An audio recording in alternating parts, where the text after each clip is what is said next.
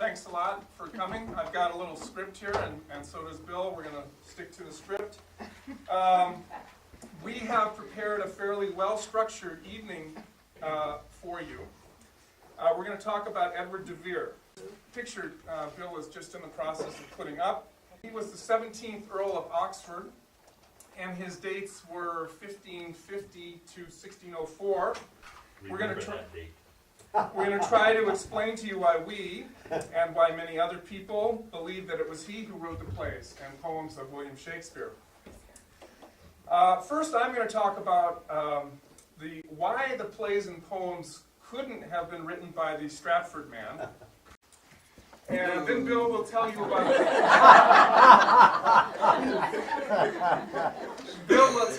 the life of de Vere.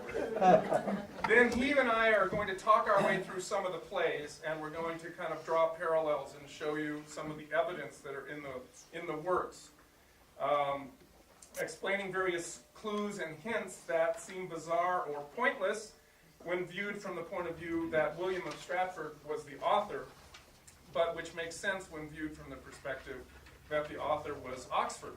Then we have some visual proof, or at least a strong visual suggestion that not only was Oxford Shakespeare, but that efforts were made in the mid-18th century to cover up that fact. A couple of conventions. When we talk about the man from Stratford, William Shakespeare, we will call him Shakespeare, which is what he probably called himself. When we mean the author of the works, we will call him William Shakespeare. It is our contention that these are not the same guy. And as for the real author, Edward de Vere, sometimes we will refer to him as de Vere, and sometimes as Oxford, because he was the Earl of Oxford, and we want you to be thoroughly confused. And one more note.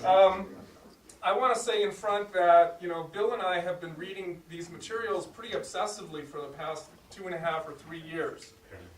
And I want to say that the work that you're going to hear, our opinions, the facts and stuff, they're not original research, and we don't want to claim that we've been going to the British Museum and doing original research. What we've been doing is plowing our way through this stack of books here.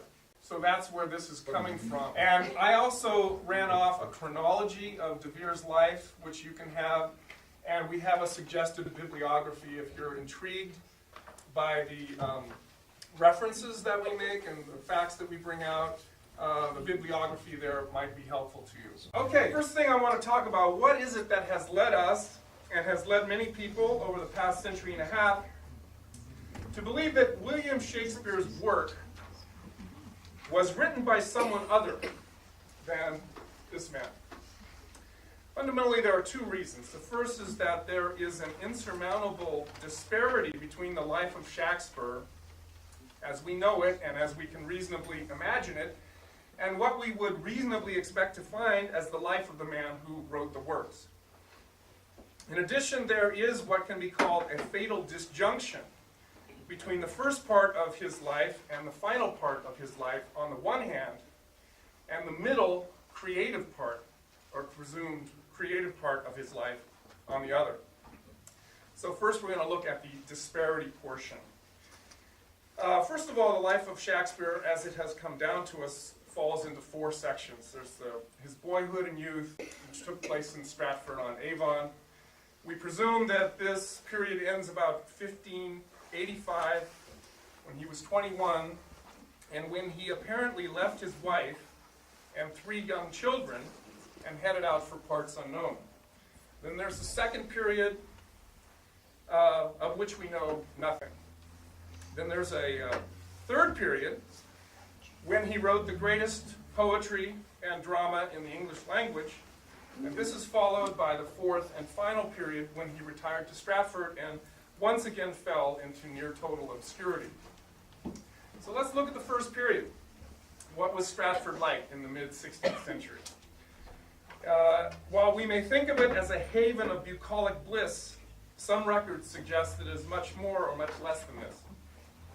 In fact, Mr. George Greenwood, an author who questioned the Stratfordian orthodoxy in the early 20th century, has described it as a, quote, dirty, squalid place in the 16th century. Shakespearean biographer James Orchard Halliwell Phillips has this to say: "The sanitary condition of the thoroughfares of Stratford on Avon was simply terrible. House slops were recklessly thrown into channels that lined the sides of the roads, while here and there small middens were ever in the course of accumulation." Halliwell Phillips said that there were regulations against allowing one's dung heaps and garbage middens to grow too large, and that the city constables used to enforce these regulations. It is in this connection that the name of Shakespeare's father first enters the annals of history. Quote, "On one of these occasions, in April 1552, John Shakespeare, the father of William, was immersed in the sum of 12 pence for having amassed what was no doubt a conspicuous sterquinarium, or dung heap, before his house in Henley Street." The great 18th century actor, Shakespearean actor, David Garrick, writing more than 200 years after the birth of William Shakespeare, describes Stratford contemporaneously as, quote, "the most dirty, unseemly, ill-paved, wretched-looking town in all Britain," end quote. Now let's talk about his parents. John Shakespeare, the father of William, was a butcher or a glover, or both, who became an alderman, somewhat equivalent to our city councilman. As such, he was required to participate in decisions affecting local affairs, and he was occasionally required to sign official documents. In this capacity, it is known, and we have records of these documents, that several times he signed these documents with a mark, not a signature. Papers have been found that show that John Shakespeare made his mark on several attesting documents, and also when executing deeds. So why would a man who could write his name not do so on so important a document as a deed? What about Shakespeare's mother? His mother was Mary Arden. Sir Sidney Lee, a noted Shakespearean, that is to say Stratfordian biographer who was prominent in the late 19th century, writes that, quote, "Although Mary was well provided with worldly goods, she was apparently without education. Several documents bear her mark, and there is no proof that she could sign her name," end quote. So I'd like to point out here that in that day, illiteracy was not viewed as a stigma. In fact, in some circles it was viewed as a badge of honor. But the point here is it was widespread.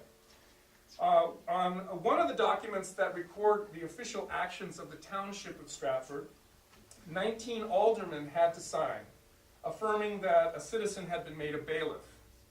12 of those who signed, including John Shakespeare, signed it by making a mark. Now remember, these were aldermen and burgesses, the leading people of the community, and 2/3 of them could not write their name. So it is reasonable to conclude that both of Shakespeare's parents were likely illiterate.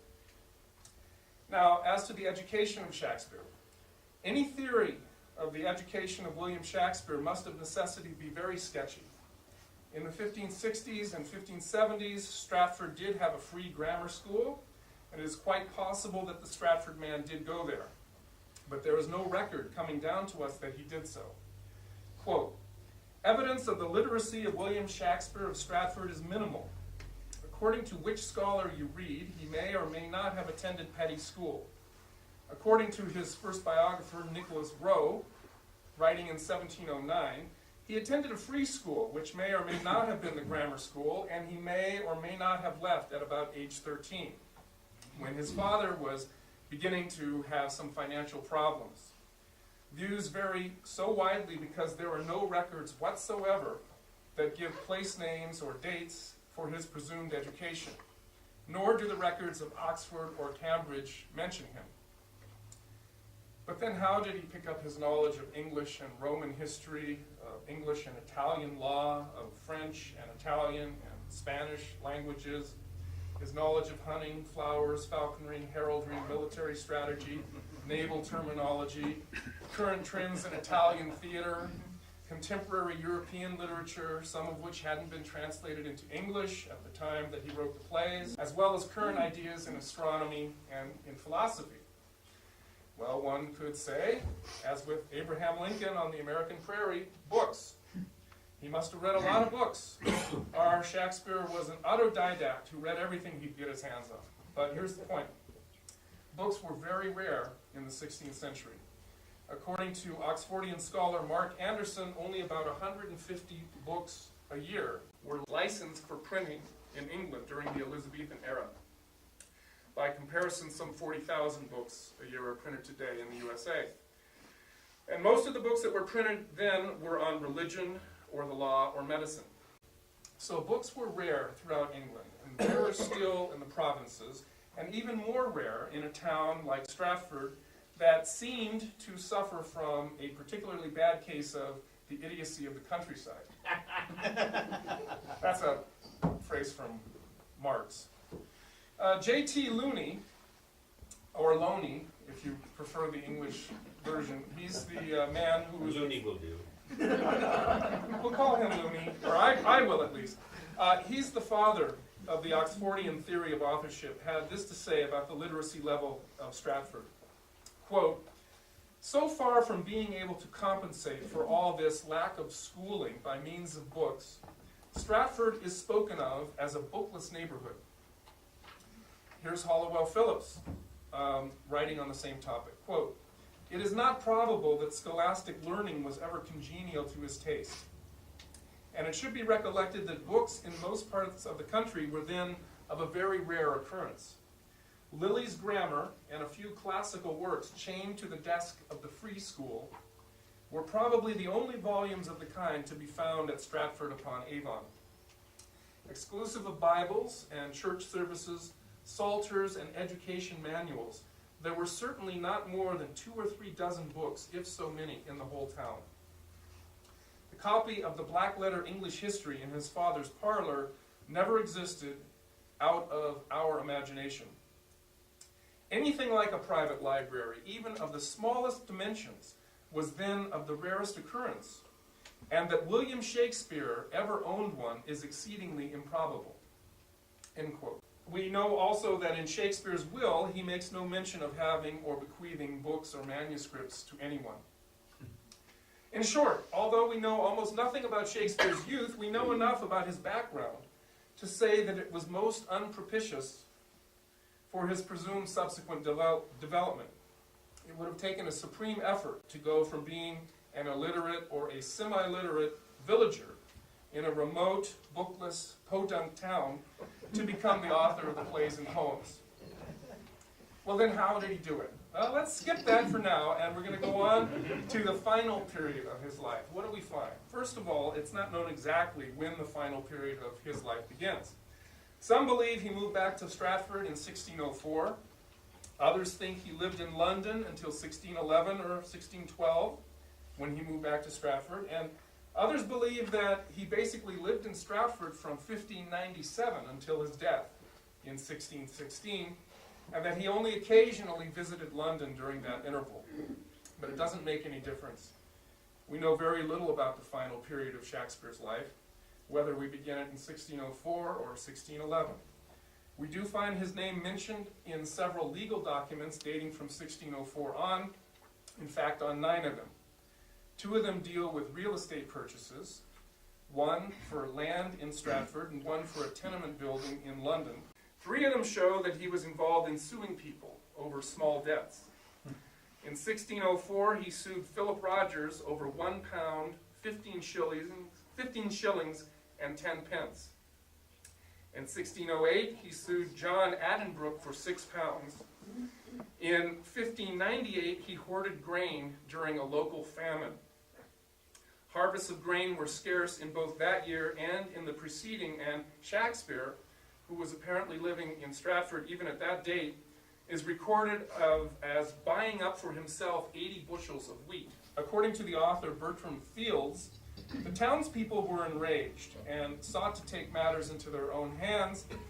And then quoting from Bertram Fields, "Evidently the matter was finally resolved without such draconian measures, but the incident does not reflect well on the attitudes and actions of the Stratford man." End quote. Again, according to Bertram Fields, in 1605, he bought the right to receive 1/2 of the tithes paid by residents of the area for corn, grain, wool, lamb, and other natural products. The tithe was, in effect, a tax imposed on products of the land. So he was collecting taxes on the fruit of his neighbor's work. This was not illegal, and it was not immoral, but does it sound like Shakespeare? End quote. In 1605, William Camden, who's the same gentleman who approved the grant of a coat of arms for Shakespeare's family in 1596, published a list of the most notable people in the community. He called the list Stratford Worthies. The name of William Shakespeare is not on the list. Why? So let's talk about his will. As I mentioned earlier, it makes no mention of his having any books or manuscripts that he wanted to be preserved or passed on. The will is signed by Shakespeare 3 times. And we see it right down here. Right here there are actually 6 signatures, which you probably can't see. 3 of these signatures are from the will, and 3 others are from other documents that have been sleuthed out over the intervening 3 centuries. These are all the signatures that have been recovered after 4 centuries of searching. As you can see, they are very labored, as if he was signing them while suffering from paralysis. And yet the will says that he's enjoying perfect health and memory. Now, Bill, maybe you might like to take that down and pass it around so people can look at it and see it. One of the signatures appears to be written by a man who could write easily. In this one, which comes at the end of the will, somebody wrote the words, "By me, William," and then left the rest blank. Why would somebody do that? It's as if whoever wrote out the will also wrote out Shakespeare's first name, so as to make it easy on him when he signed it. Notice that the last part of the name appears to have been written by another man. Under the law, that would have been the signatory of the will, the testator, William Shakespeare. Look at it. It's going to come around. Look at it. I don't think I need to say anything more. It looks like he could barely wield a pen. Other than these signatures, is there any other evidence that Shakespeare could not write? Actually, there is. I found it in the book Players by Bertram Field. On page 38 of that book, the author has this interesting quote. Quote, "William Beeston, the son of a London actor who knew the Stratford man when he was active in the theater, reportedly said," presumably of Shakespeare, "if invited to write, he was in pain." End quote. So why is it that William Shakespeare, the great poet, could barely write his name? What is remarkable when we look at the final period of his life is, assuming that he was the great poet, how is it that he was so obscure? How is it that there are no records of him being granted some sort of recognition or annuity by Queen Elizabeth or by King James or by one of the lesser nobility? How is it that there are no records of his staging even a masque? Stratford, my kind of town. A talent show, a poetry reading, a musical interlude on a midsummer night, anything in his hometown of Stratford, where he lived, wealthily, we are told, in the town's 2nd biggest house, apparently for a decade or more at the end of his life. Or how is it that there are no contemporary records of other poets honoring him for his achievements? There are records. Ben Jonson's poems in the first folio come to mind. But remember, that was published in 1623, some 7 years after Shakespeare died. And by the way, the book was apparently published at the behest of the Lord of Montgomery and the Lord of Pembroke, who are mentioned in the dedication as the incomparable pair of brethren. The Lord of Montgomery was the son-in-law of Edward de Vere, and the Lord of Pembroke was his brother. That is to say, Montgomery's brother. In fact, what is amazing here is that there are almost no records at all of William Shakespeare anywhere. There is nothing like the number of letters by him or to him that would be expected to have been preserved given the life that he is presumed to have led. Looney has this to say about the absence of letters. There was at least one man in Stratford who could write in a good style of penmanship, and he addressed a letter to Shakespeare in London. This is the only letter that has been preserved of any that may have been addressed to Shakespeare in the whole course of his life. Its only purpose, however, is to negotiate a loan of £30, and it contains no suggestion of any intellectual community between the two men. The letter reappears under circumstances which would quite justify a suspicion that Shakespeare himself would have been unable to read it. No suggestion of its having been answered has been discovered, nor is there the faintest trace of any letter from his pen to any other person in Stratford.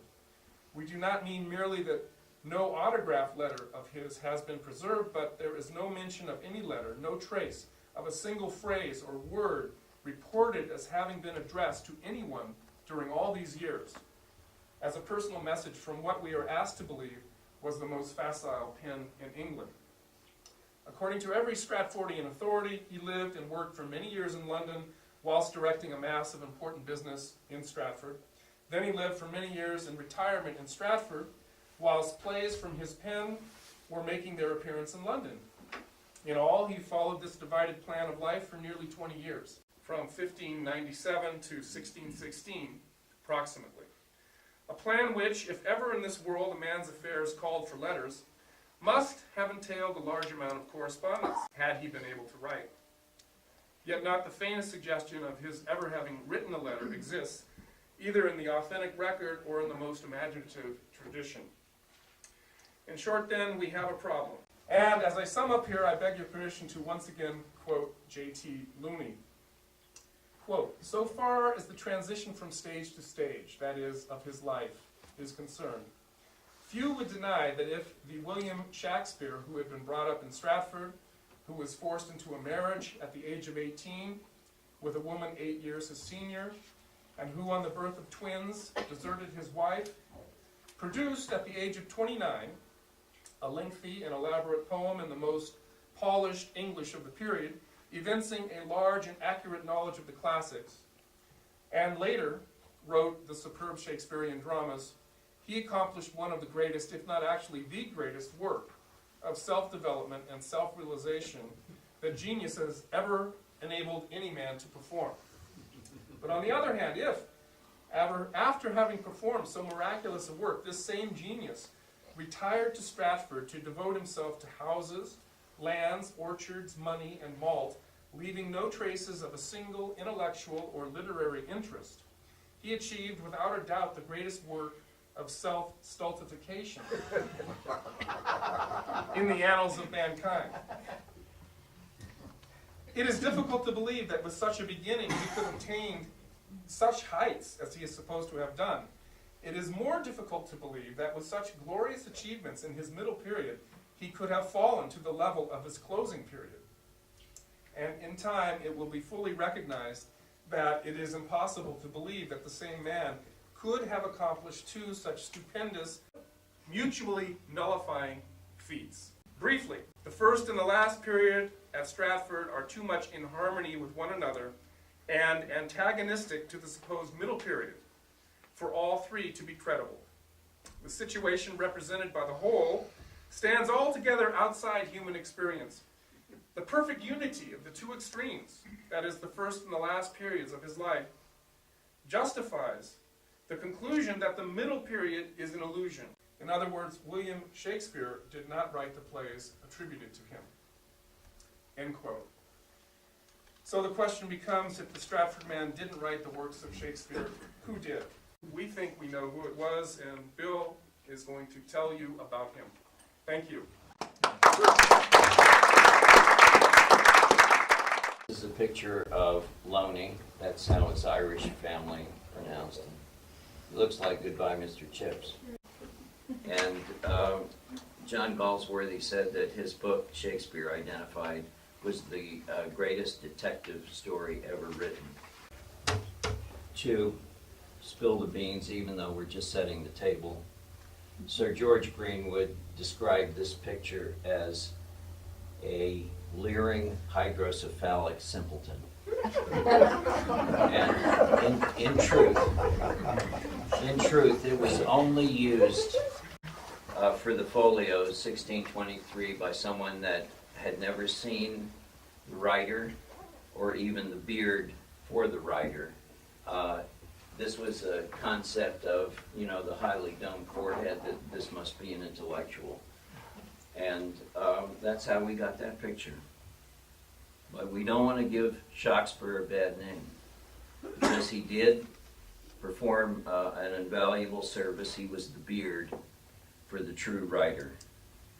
And that person was born in mid-16th century England with certain specific knowledge of court and crown, underlings, law, land, war, maritime battle and exploration, aristocratic sport, dance, music, jousting, the classics of Greece and Rome, nature, flowers and gardens, astronomy, medicine and philosophy, with particular geographic memory of Scotland, Sicily, Mantua, Milan, Siena, Padua, Venice, and the Adriatic, who also possessed the most profound powers of expression in the language. Thus far, he was a Renaissance man. Only a Renaissance man could have written that. And his name was Edward de Vere. Now, I was very disappointed when I heard his name, because Shakespeare is so much better a name. But Shakespeare was his nickname. Because he was a prodigy, he manifested very early as a writer and thinker, particularly in the drama. When you are a prodigy in writing and thinking, you must have teachers. He had the greatest tutors of the time. Lawrence Knoll was an eminent geographer in the golden age of exploration. Thomas Smith was England's preeminent mind in medicine, law, and government. His own uncle wrote Metamorphoses of Ovid, or it is said that he did. He translated. And this was praised by Ezra Pound as the most beautiful book in the language. He wrote and published that book from the time Edward de Vere was 12 to the time he was 16. So they very probably worked on it together. They were both fluent in Latin. That book has been quoted 200 times in the body of Shakespeare. A combination of Knoll and Smith appear in Romeo and Juliet as Friar Lawrence. De Vere got a doctorate in law. He went to college when he was 8. Usually they went to college at 14. You had to be a prodigy to do that. He was fluent in Greek, French, Italian, and Spanish. Moreover, like his father, Earl John, he was a hunter. He loved nature, and he was a great athlete. He was great at swords and at jousting. He won the tournament of the aristocracy when he was 20. He won it again at 30. They say he was descended from the goddess of the drama, Pallas Athena, who sprang fully grown from the head of Zeus, shaking a spear, and that's where we get the nickname Hosti Vibrans, spear shaker. De Vere's mother was highly literate, but had no influence on his education. His Aunt Frances' husband, Henry Howard, 1517 to 1537. He didn't live very long. 1547. 1547. He didn't live very long, but he was a wonderful poet, and he first used blank verse, and first used the sonnet form that became known when his nephew used it as the Shakespearean sonnet. Now, this seems almost as much a dream life as that of Buddha. But fate had something in store for Edward de Vere. You can't write tragedy unless you live tragedy.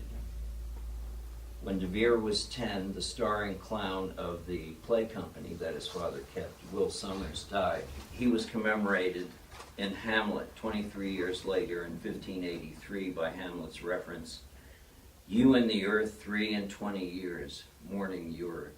He hath borne me on his back 1,000 times, and now how abhorred in my imagination it is. Where be your jibes now, your gambols, your songs, your flashes of merriment, that were wont to set the table on a roar?" So he saw death.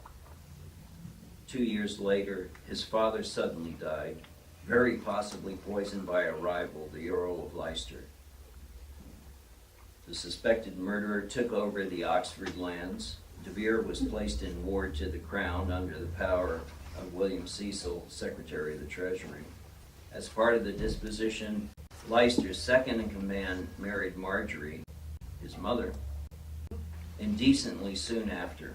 In Hamlet's words, that it should come to this, but 2 months dead, nay, not so much, not 2.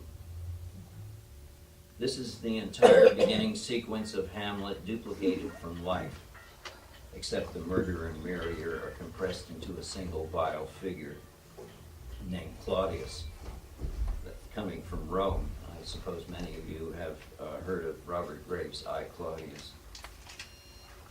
By 12, De Vere was familiar with the human condition, that life is brief and the gods do not interfere.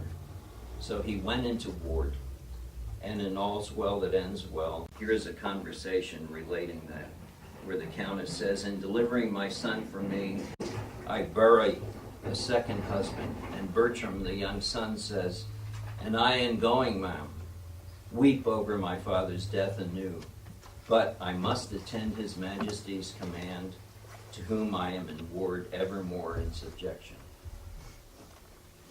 The lands were taken and held until he was 38. Some of them were never returned. They were dishonored by their whole kingdom being removed from them.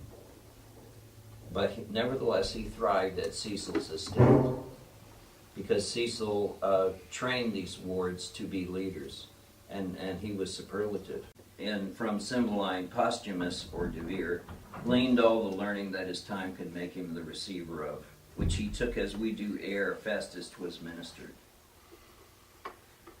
And further from the plays, his uncle Arthur Golding was both teacher and father figure.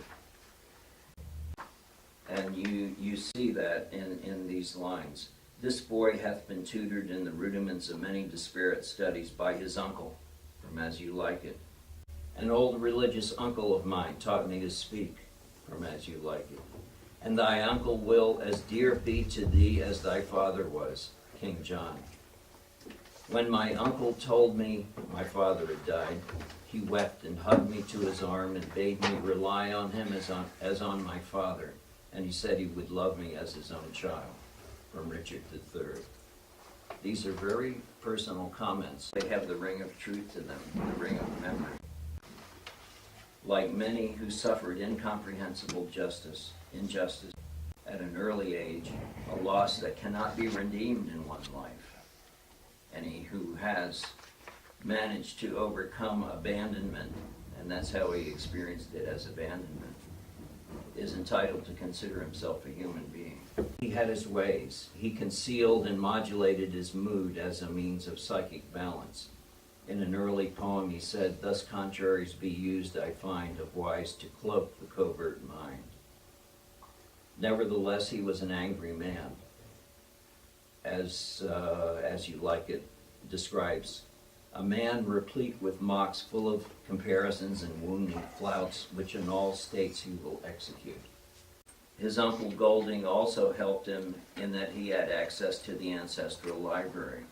From The Tempest, knowing I loved my books, he furnished me from mine own library with volumes that I prize above my dukedom. Now, up to this point, you can see that he was a very autobiographical writer, and that these things seem so, coming from his heart. Among the woes that De Vere, the adult, in the midst of his childhood, had to deal with were Cecil's plans to marry him off to his own daughter in order to advance his own inferior status and become an aristocrat by marrying into aristocracy. Anne Cecil was 6 when Edward de Vere became her father's ward. They married when she was 15. There were indications that she didn't like this situation either, the sort of hothouse planning from Cymbeline speaking to her father. It is your fault I love Posthumus. You bred him as my playfellow. Oxfordians believe that Anne Cecil was the model for Juliet, but that was not a play. It was a narrative. It was a lay that a very young writer wrote, and it was published in 1562 when de Vere was 12. It was published under a pseudonym. What was the name of it, did you say? Romeus and Juliet, it was called. Anne Cecil couldn't have been the heroine of that.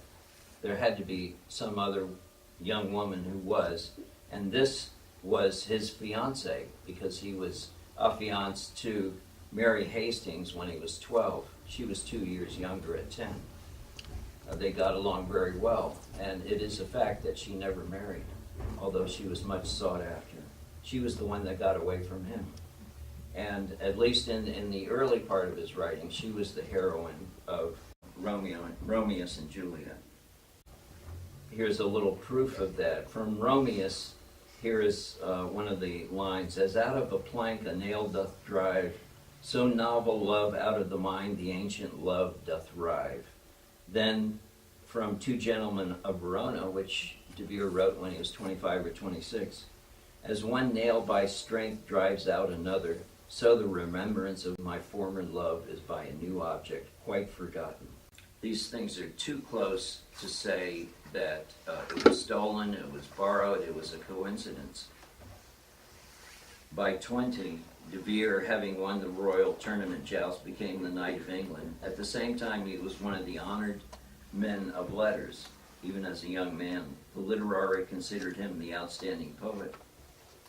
And he wanted to be a writer, but he couldn't reason out how an aristocrat could be a writer. His uncle discouraged him from pursuing things of the mind so much, because the leader of a nation should be completely balanced and not committed in any one area. And the way he did this, I can't go into it thoroughly, but he said to someone that he had sponsored a book to write, that this person would murder himself if he weren't recognized. That was one type of thought that he had about his right to be recognized as a writer. But at the same time, the honeybee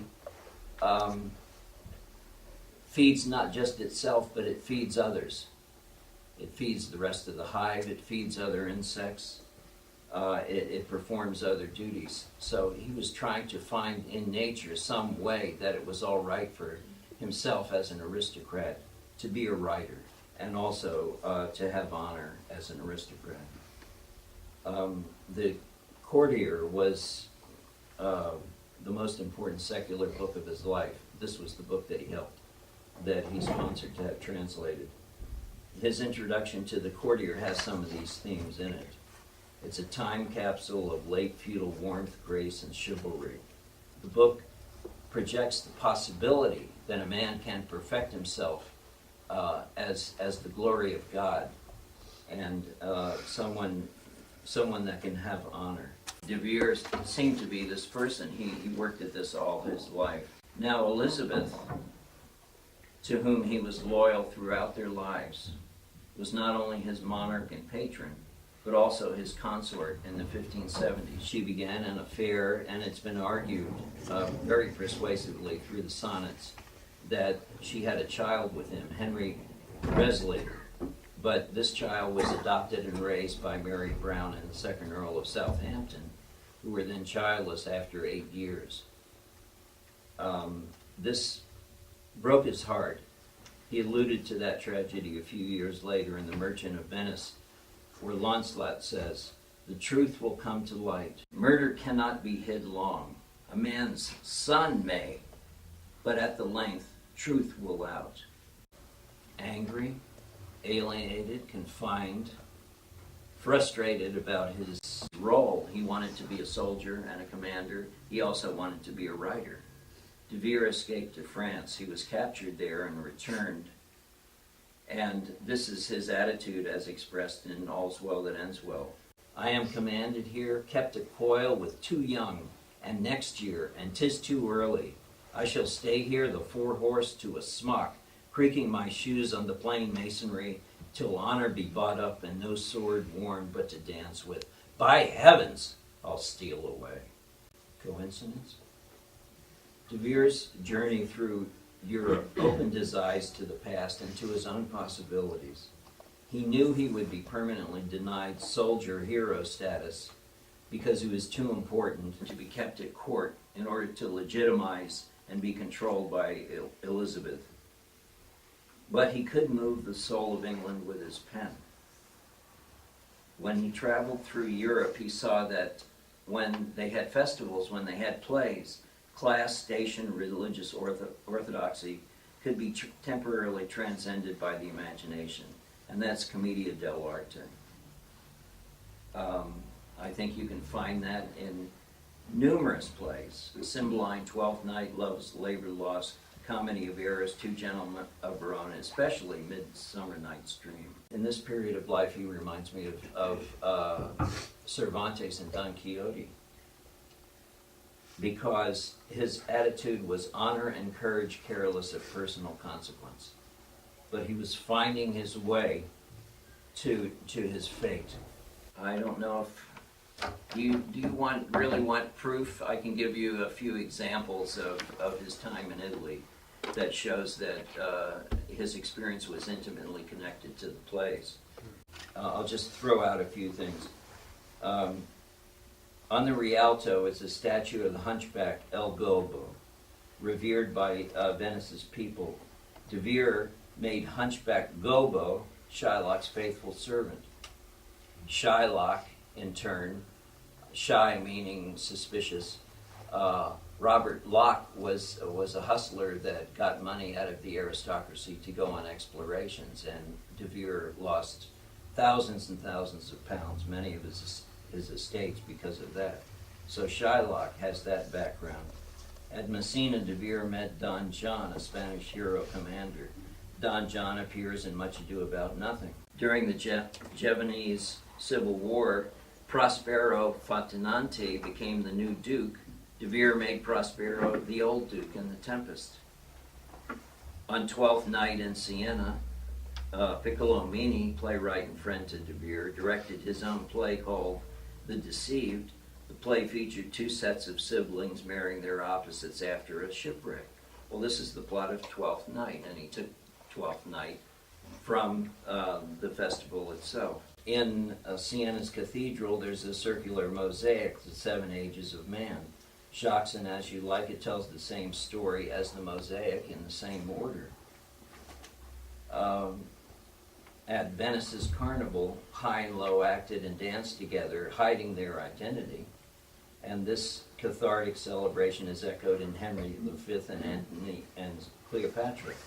It suggests that when De Vere returned to London, he wanted to show what had happened to him in Italy by taking Elizabeth, in the city streets in disguise, just so that she could mingle with the masses. To finance his trip, though, he ruined himself, and that's another theme of his life. Nevertheless, I believe that he came back feeling that by use of the play, by use of this mind experience, this imaginative experience, that he could change people's attitude towards class, towards justice, and towards their own makeup and their own health. Bill, could I interrupt you for just half a second? I just want to show people this painting here is Edward de Vere at the time that he was on his trip. He went to France, Italy, and perhaps other places, perhaps Greece. That was in 1575. Greece and the Adriatic. He was 25 years old. And this painting here was him at that time. He was painted in France, like 2 months into his trip. Mm-hmm. Just thought But it's part of their stylized painting. They took his widow peak away because, the high dome forehead was the big deal. The same thing happened here. And his eyebrows were made slight when actually they're pretty prominent. But you get the general idea of his look. And this is a description of him by George Chapman, just at about that time. Chapman of Chapman's Homer. It's still one of the best translations of Homer. I overtook, coming from Italy, in Germany, a great and famous Earl of England, the most goodly fashioned man I ever saw, from head to foot in form, rare and most absolute. He had a face like one of the most ancient honored Romans from whence his noblest family was derived. He was beside of spirit passing great, valiant and learned and liberal as the sun, spoke and writ sweetly, or of learned subjects, or of the disciplines of public weals, and 'twas the Earl of Oxford. Now compare this to de Vere's own concept of the courtier, which was Hamlet. The courtier's, soldier's, scholar's eye, tongue, sword, the expectancy and rose of the fair state, the glass of fashion and the mold of form, the observed of all observers. That's what Ophelia said about him. Returning to England, de Vere produced play after play. The History of Error became the Comedy of Errors. The Taming of a Shrew, or Mind and Measure, became Taming of the Shrew. Twelfth Night was originally a pleasant conceit. A Mask of Amazons and Masks of Knights became Love Labor's Lost. The Jew, or History of Portio, became Merchant of Venice. Rape of the Second Helen became All's Well That Ends Well. Cruelties of a Stepmother, which was about Cecil's wife, stepmother, because in that time you were considered the child of the foster parent or the warder that you had, and that's why he got the nickname William, because Cecil's name was William. They called him Young William, and when he became known as a writer amongst the intelligentsia, it was Gentle Master William. So we're getting very close to William Shakespeare. William as a nickname, Shakespeare as a pen name, and also his nickname from his jousting days. Moore's mask became Othello, but Othello was much too dangerous in his own time, so that wasn't shown until very late in his life, or after he died. I don't follow what you mean by a play of a certain name became another name. He wrote these plays early, but changed the names and rewrote the plays. There's like a 12-year period of his life between 1591 and 1603 that he had time at Bilton. He had remarried, his finances were settled better, and he virtually rewrote his whole work, and they became played in the 1590s, and this is why people are confused and think that they were done by his beard in the 1590s, and the 1590s were about the only time a person that young could write the plays, so they were always late dated.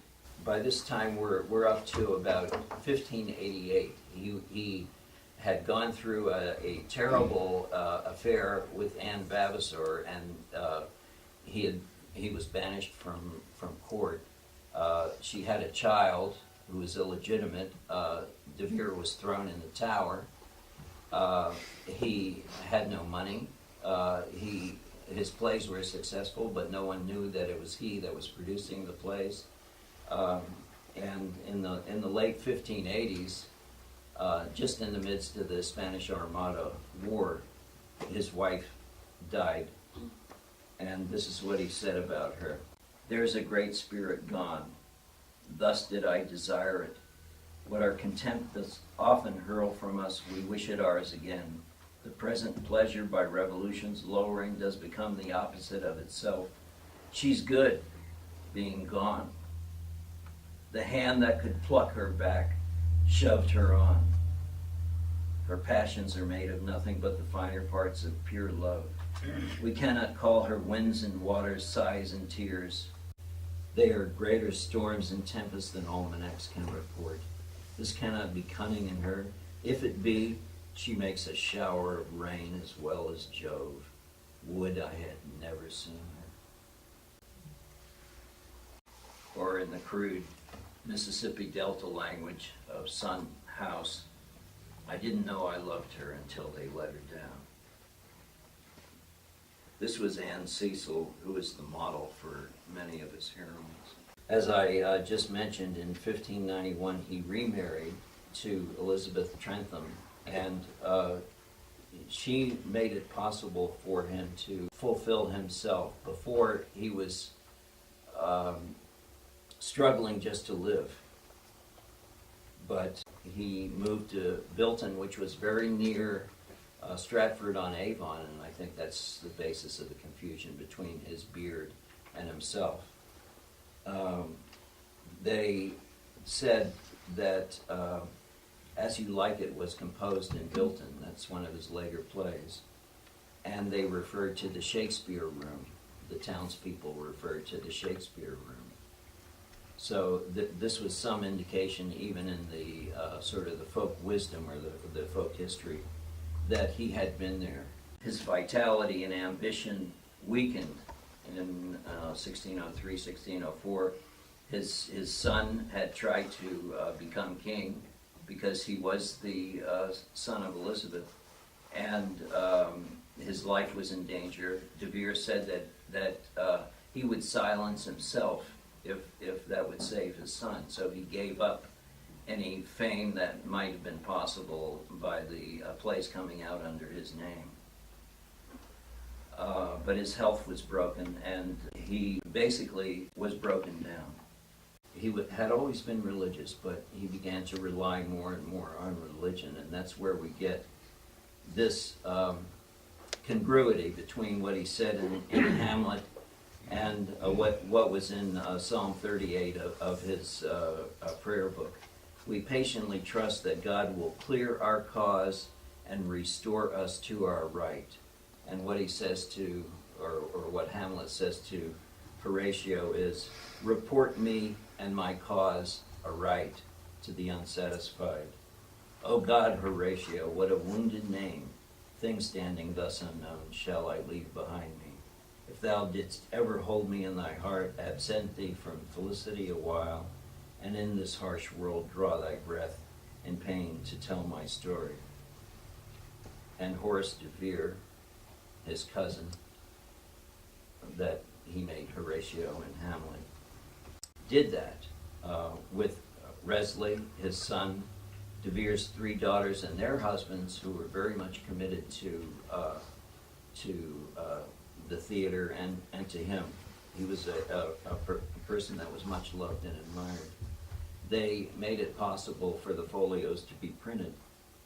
But by that time, the political instability of the era repressed plays, anything threatening to Puritan doctrine.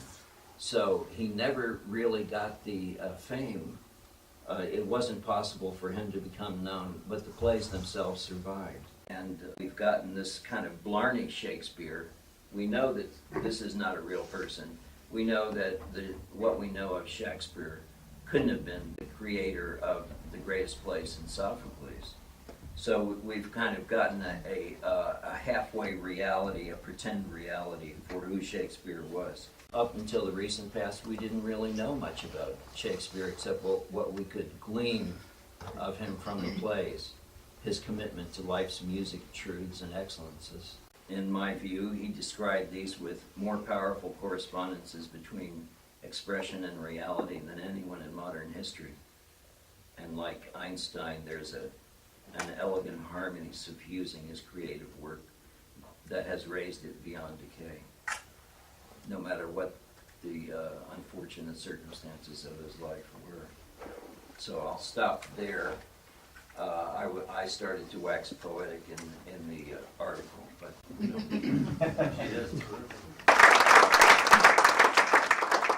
We're going to enter into another section of our talk now, and that is we're going to look at specific plays and see where some of the specifics in the plays correspond with incidents and events in De Vere's life. The first play I want to talk about is All's Well That Ends Well. This play tells the story of a French nobleman, Bertram, and how he is romantically pursued by Helena, a young woman who grew up in the same household as he did. As the play begins, Bertram's father dies, as did De Vere's, and Bertram becomes a ward of the crown, as De Vere did. In fact, the play begins with the lines, Countess, In delivering my son from me, I bury a second husband, Bertram. And I, in going, madam, weep o'er my father's death anew, but I must attend his majesty's command, evermore in subjection. It should be noted here that the practice of taking sons of the nobility as wards of the crown was a practice in 16th century England. It was instituted in 1540 in order to protect and educate the younger generation of the nobility on the death of the father, to control and to shape them, and last but not least, to extract some money for the crown's treasury. Now in England, during the entire 44 years of Elizabeth's reign, there were only 9 royal wards, and de Vere was one of them. And the last one was this man here, Southampton, Henry Rosalie. Not Henry and Rosalie, but Henry Rosalie. De Vere was brought up, as Bill mentioned, in the home of William Cecil, Lord Burleigh. Cecil was the principal secretary to the Queen. He was the Lord Treasurer of England, and he was also the father of Anne Cecil, who married de Vere in December 1571, and who was raised with him in the same house from September 3rd, 1562, the date when de Vere entered into the house of Burleigh as a royal ward. So in the play, Helena is deeply in love with Bertram, but Bertram won't love her because she is beneath him in terms of class. We know that in de Vere's life, Elizabeth raised William Cecil to the baronage, the lowest level of nobility, on February 25th, 1571. 4 months before the marriage between Oxford and Anne was announced, and 7 months before it took place. So we also know that during the entire period of Elizabeth's reign, she only raised 2 commoners to the nobility. So we may ask the question, was Burleigh raised to the nobility in part in order to make the marriage between Anne and de Vere more palatable to de Vere? We don't know the answer to that, but it's a possibility. As the play progresses, Helena uses secret medical knowledge which she had gained from her father, a court physician, to cure the French king of a fistula that had threatened his life. In return for this act, the king offers Helena a reward. He will give her whatever she wants. Helena chooses Bertram to be her husband. Bertram reluctantly agrees to the marriage, and then immediately afterwards, before the marriage is consummated, he goes off to fight in some Italian war. He writes Helena a letter telling her he will never be her lover.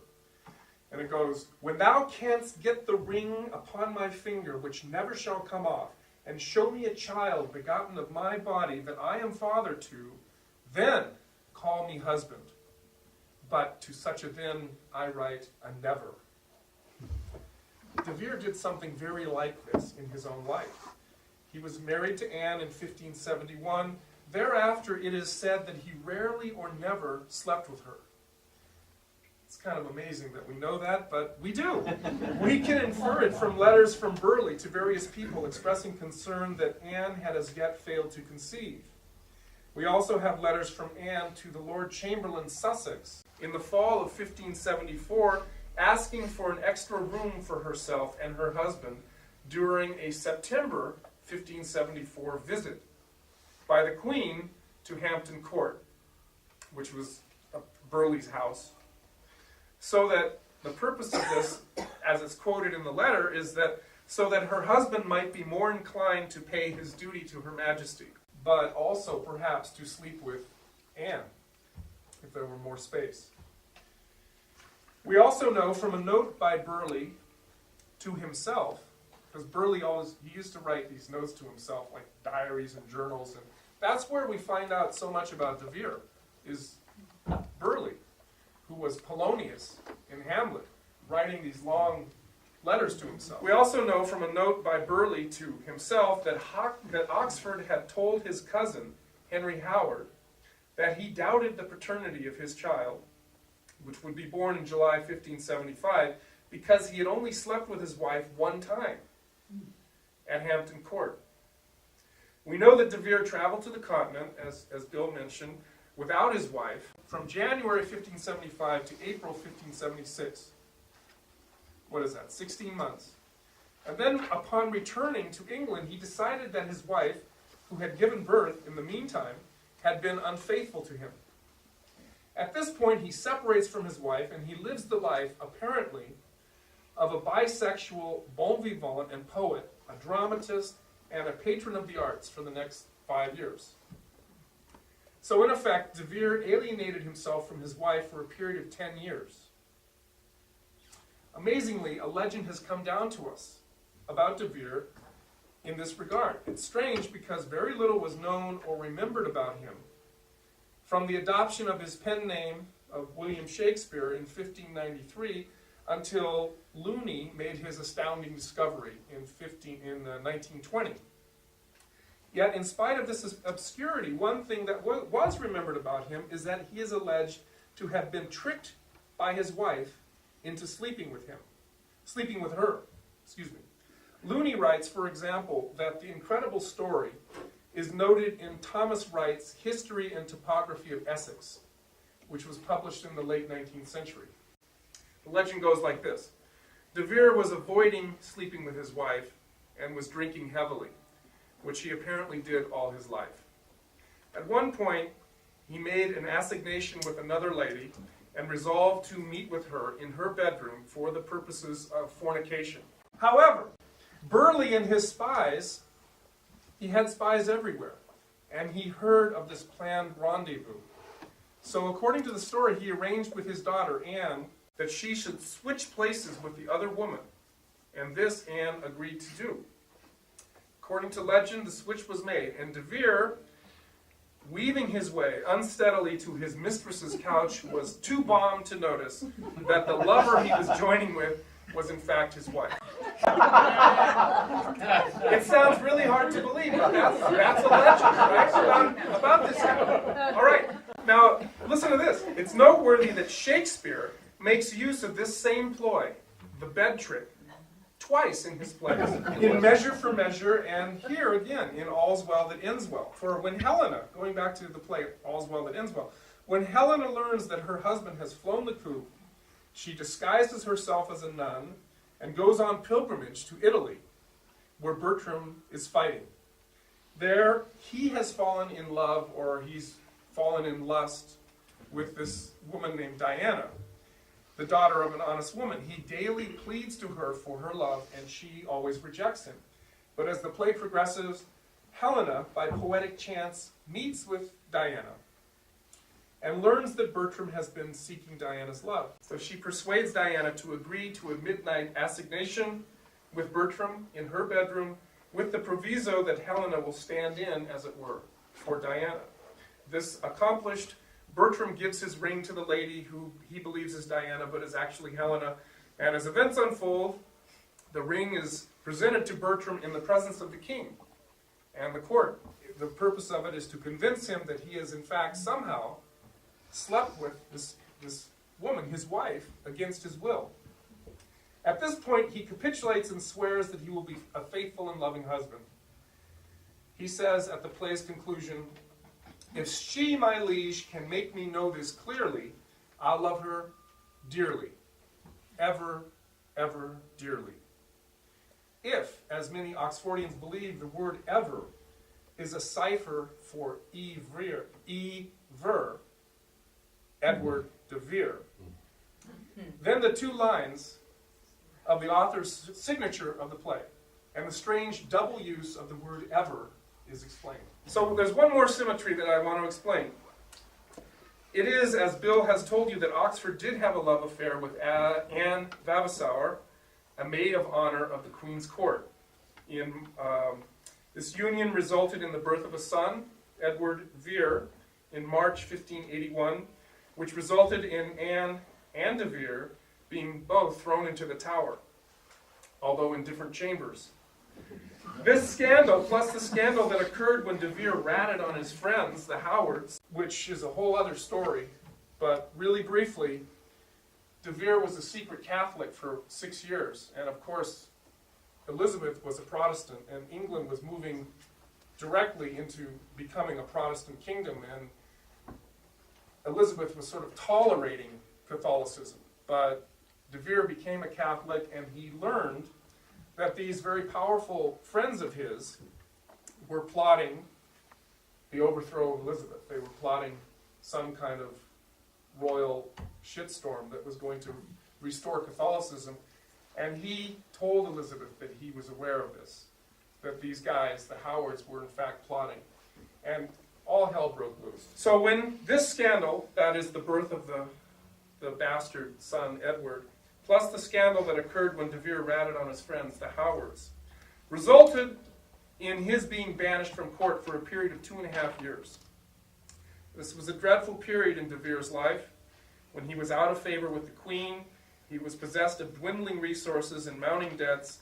He was selling all his lands and investing them in theater companies. What a waste. And he was scorned by all his former friends and by the ladies at court. It was during this period, probably in June 1582, when he was in disgrace with fortune in men's eyes, that he reconciled with Anne. This play can be construed as a poetic representation of that reconciliation. So let's quickly review the symmetries here. The starting condition of the play and the events of the life are identical. The death of the father, being taken as a royal ward, having a woman that had grown up with you, who is of a lower class than you, who falls in love with you, happened both to de Vere and to Bertram. The response to an unwanted or bothersome marriage is nearly the same. Bertram goes off to fight in the war, and de Vere went off to fight in the culture wars of the early English Renaissance, of which he was the catalyst and the leading figure. And the mechanism by which he is brought back to the lawful bed, the bed trick, is identical. At least that which happens in the play is reported to have happened to de Vere. So finally, if we accept that Bertram's intended liaison with Diana is a representation of his actual liaison with Anne Vavasour, then the play is not, as the critics have called it, an unseemly representation of womanly lust, but it is autobiographical. Okay, Bill. I wanted to give a kind of a survey of these various plays and show that they didn't come out of nowhere. You can only write about what you have lived. I mean, write vividly about what you have lived. And there seems to be ample evidence that this is the case with de Vere, just as it is with John Steinbeck or Ernest Hemingway or anyone else. 3 plays out of Italy. 3 of his earliest plays, Comedy of Errors, Taming of the Shrew, and Twelfth Night.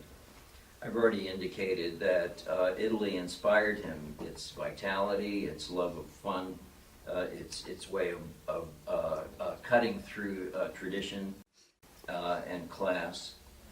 This was something that was necessary to his own soul. He wasn't a dark Calvinist type. In that sense, he was ahead of his time. The plots are farce. They're good fun. They're an armature for jokes, aside cuts, speeches, musing, and some of the most insightful thoughts ever expressed. And that's what we have in Shakespeare. I'll start with Anne Cecil. There usually was an Anne Cecil in his plays. In Comedy of Errors, her personality is split into light, that is Lucia, and dark, Adriana. His personality also splits into the separated shipwrecked twin boys.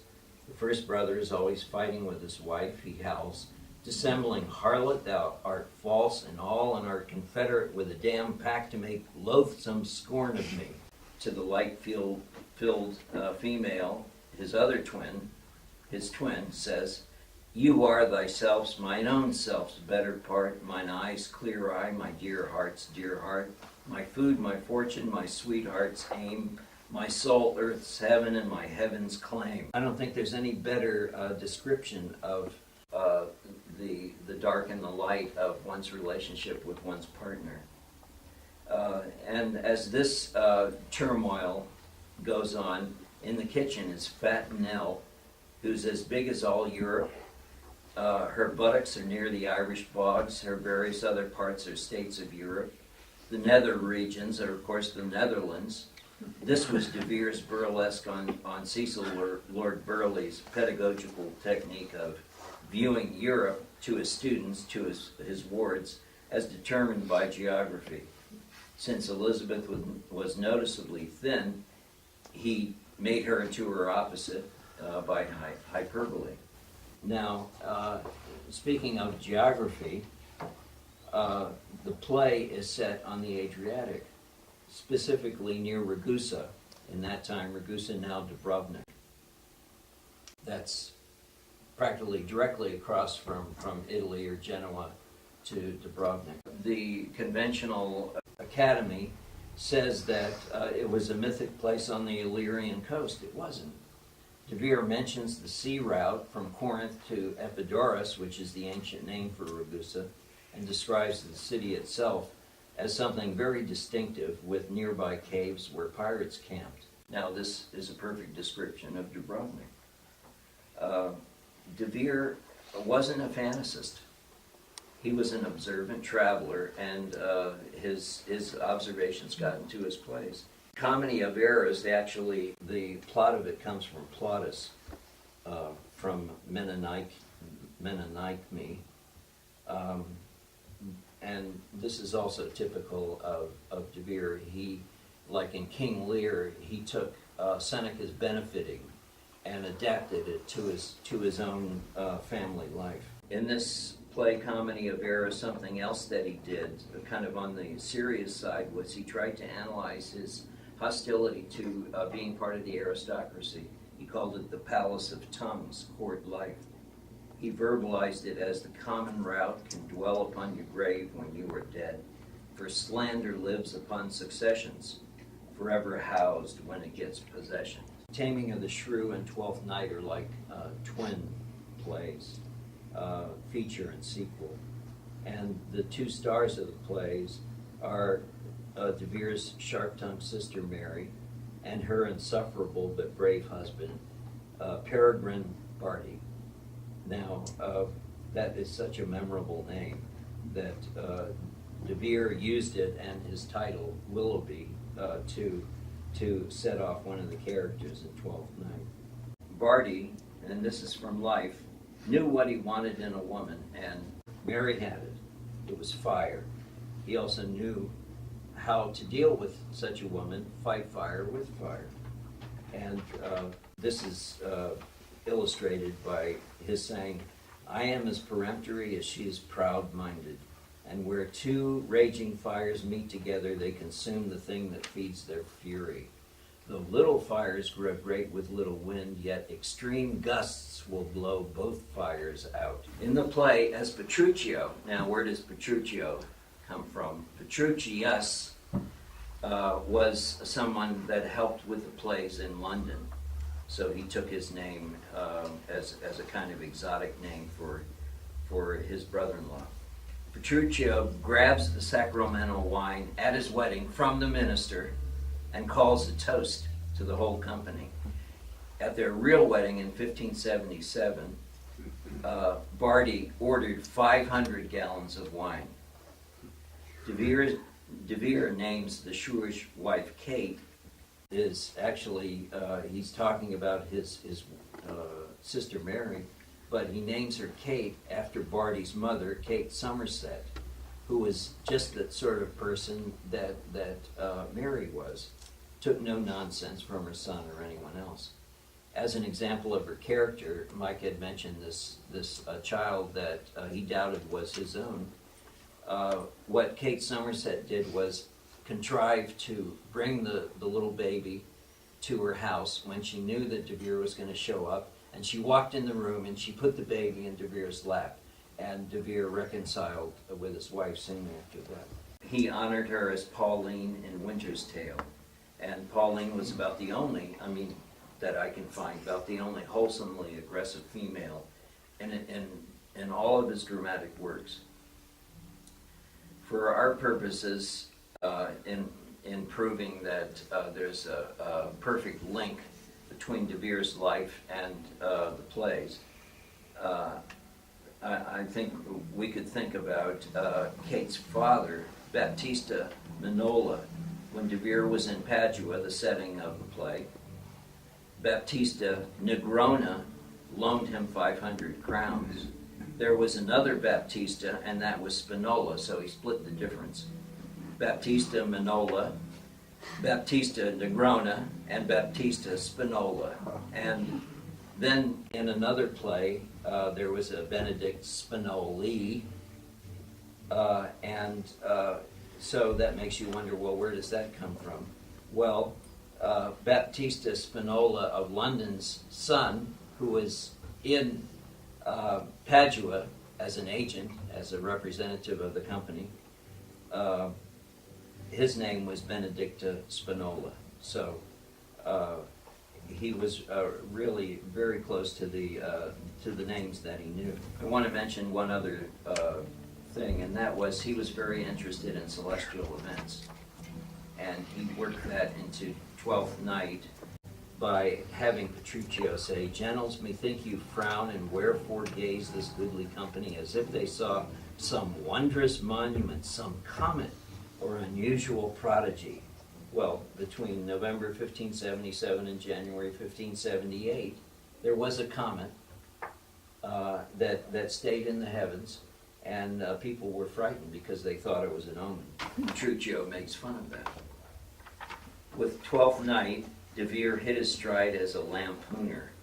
I mentioned the formation of the character in Twelfth Night. Pistachio becomes Sir Toby Belch. Now, how do we get Toby Belch out of Peregrine Barty's name? There are two strong consonants in Barty, B and T, and then the second T is joined by a vowel of his title. The second strong consonant, T, is joined by O from Willoughby, so that's T-O, plus the last two letters of Willoughby, B-Y, so that's Toby. Belch picks up the first strong consonant, B, adds to it L from Willoughby, and he knew the table manners of Barty, so he added a CH in order to get Belch. Toby Belch. De Vere didn't spend as much time satirizing his rival Christopher Hatton in the play as Malvolio. He considered him malevolent, so he called him Malvolio. Elizabeth called him Sheep. He simply gave Malvolio the nickname Sheep Biter, in other words, a nasty cur. Another character in the play was Barty's sidekick, Andrew Aguecheek. This was based on Philip Sidney, who had smallpox scars on his face, Aguecheek. He wasn't a nice man. Then he forges a letter, supposedly Malvolio's, signing it, "The Fortunate Unhappy." Now, Hatton, that Malvolio is based on, signed his poems Felix Infortunatus Infoilix, meaning the happy unfortunate. So that's something that just could not be a coincidence. The plot depends on another shipwreck with two sets of siblings who eventually marry their opposite numbers, and social order gets restored just as in The Deceived, the sort of the parent play to Twelfth Night. And finally, at the beginning of Twelfth Night, Aguecheek says to Maria, "Bless you, fair shrew." "Bless you, fair shrew," indicating that at this time, all is well between the couples, and the truth is that Mr. and Mrs. Barty were happy together all their lives.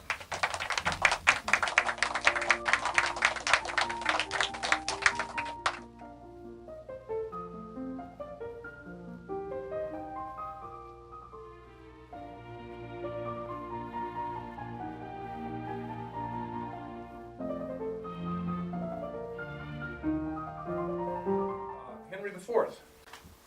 Let's talk now about a congruity in Henry IV, Part 1, the famous Gad's Hill scene.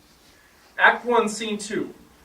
This is when Falstaff, Henley Bolingbroke, and a handful of associates set upon and robbed two travelers at a place called Gad's Hill, some 20 miles east of London on a road between Gravesend and Rochester.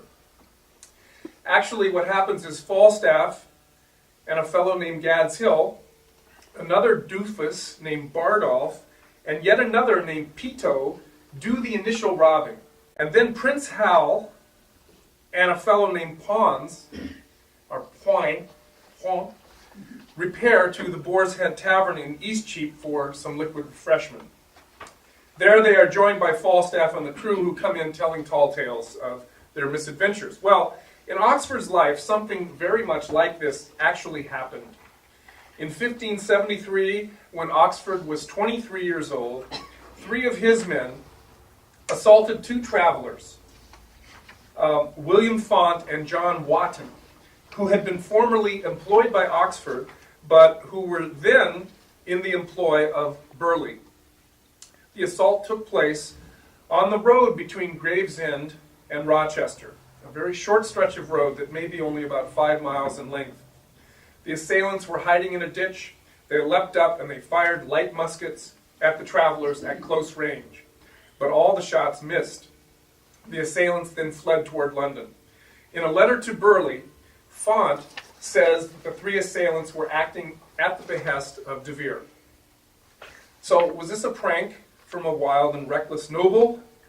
Was it an attempt to get some money indirectly from Burleigh, who was the great treasurer of England, and who was employing these men probably to carry money from Canterbury to London?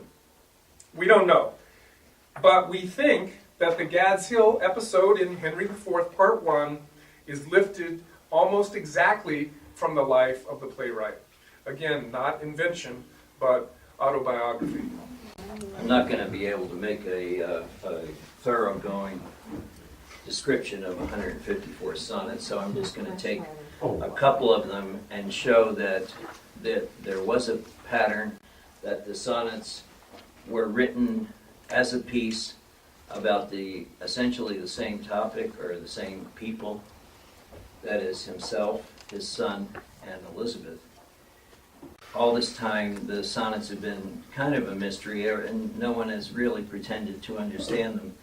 But one thing that we do know is that Shakespeare, in the early 1590s, when he was, about 26, something like that? Yeah, he would have been 26 in 1590. He couldn't possibly have honestly written, "When 40 winters shall besiege thy brow and dig deep trenches in thy beauty's field," as, speaking in the first person.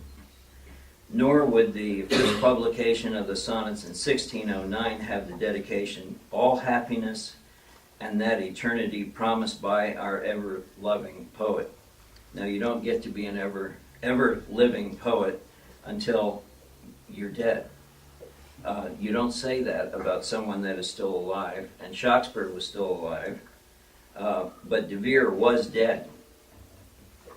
It was his son that made it possible for those sonnets to be published, because he contacted the same people that de Vere had dealt with himself. But what was strange about the publication of the sonnets was, although Shakespeare or de Vere's work was very popular, and the first edition was sold out, the government suppressed further publication. The reason being that one of the world's greatest artists was describing a little or completely unknown episode in contemporary English history involving him, his illegitimate son, who had rights to be the future king, and their intimate relation with the Queen of England. And nobody had a clue for 400 years. That's how thoroughly this was suppressed, and keeping the sonnets out of public view was part of that suppression. Mike said the first 17. I would say the first 26 or so sonnets are encouragement to marry. And they can be read just like you would read the Song of Songs or the Rubaiyat of Omar Khayyam as great literature and great sensual literature.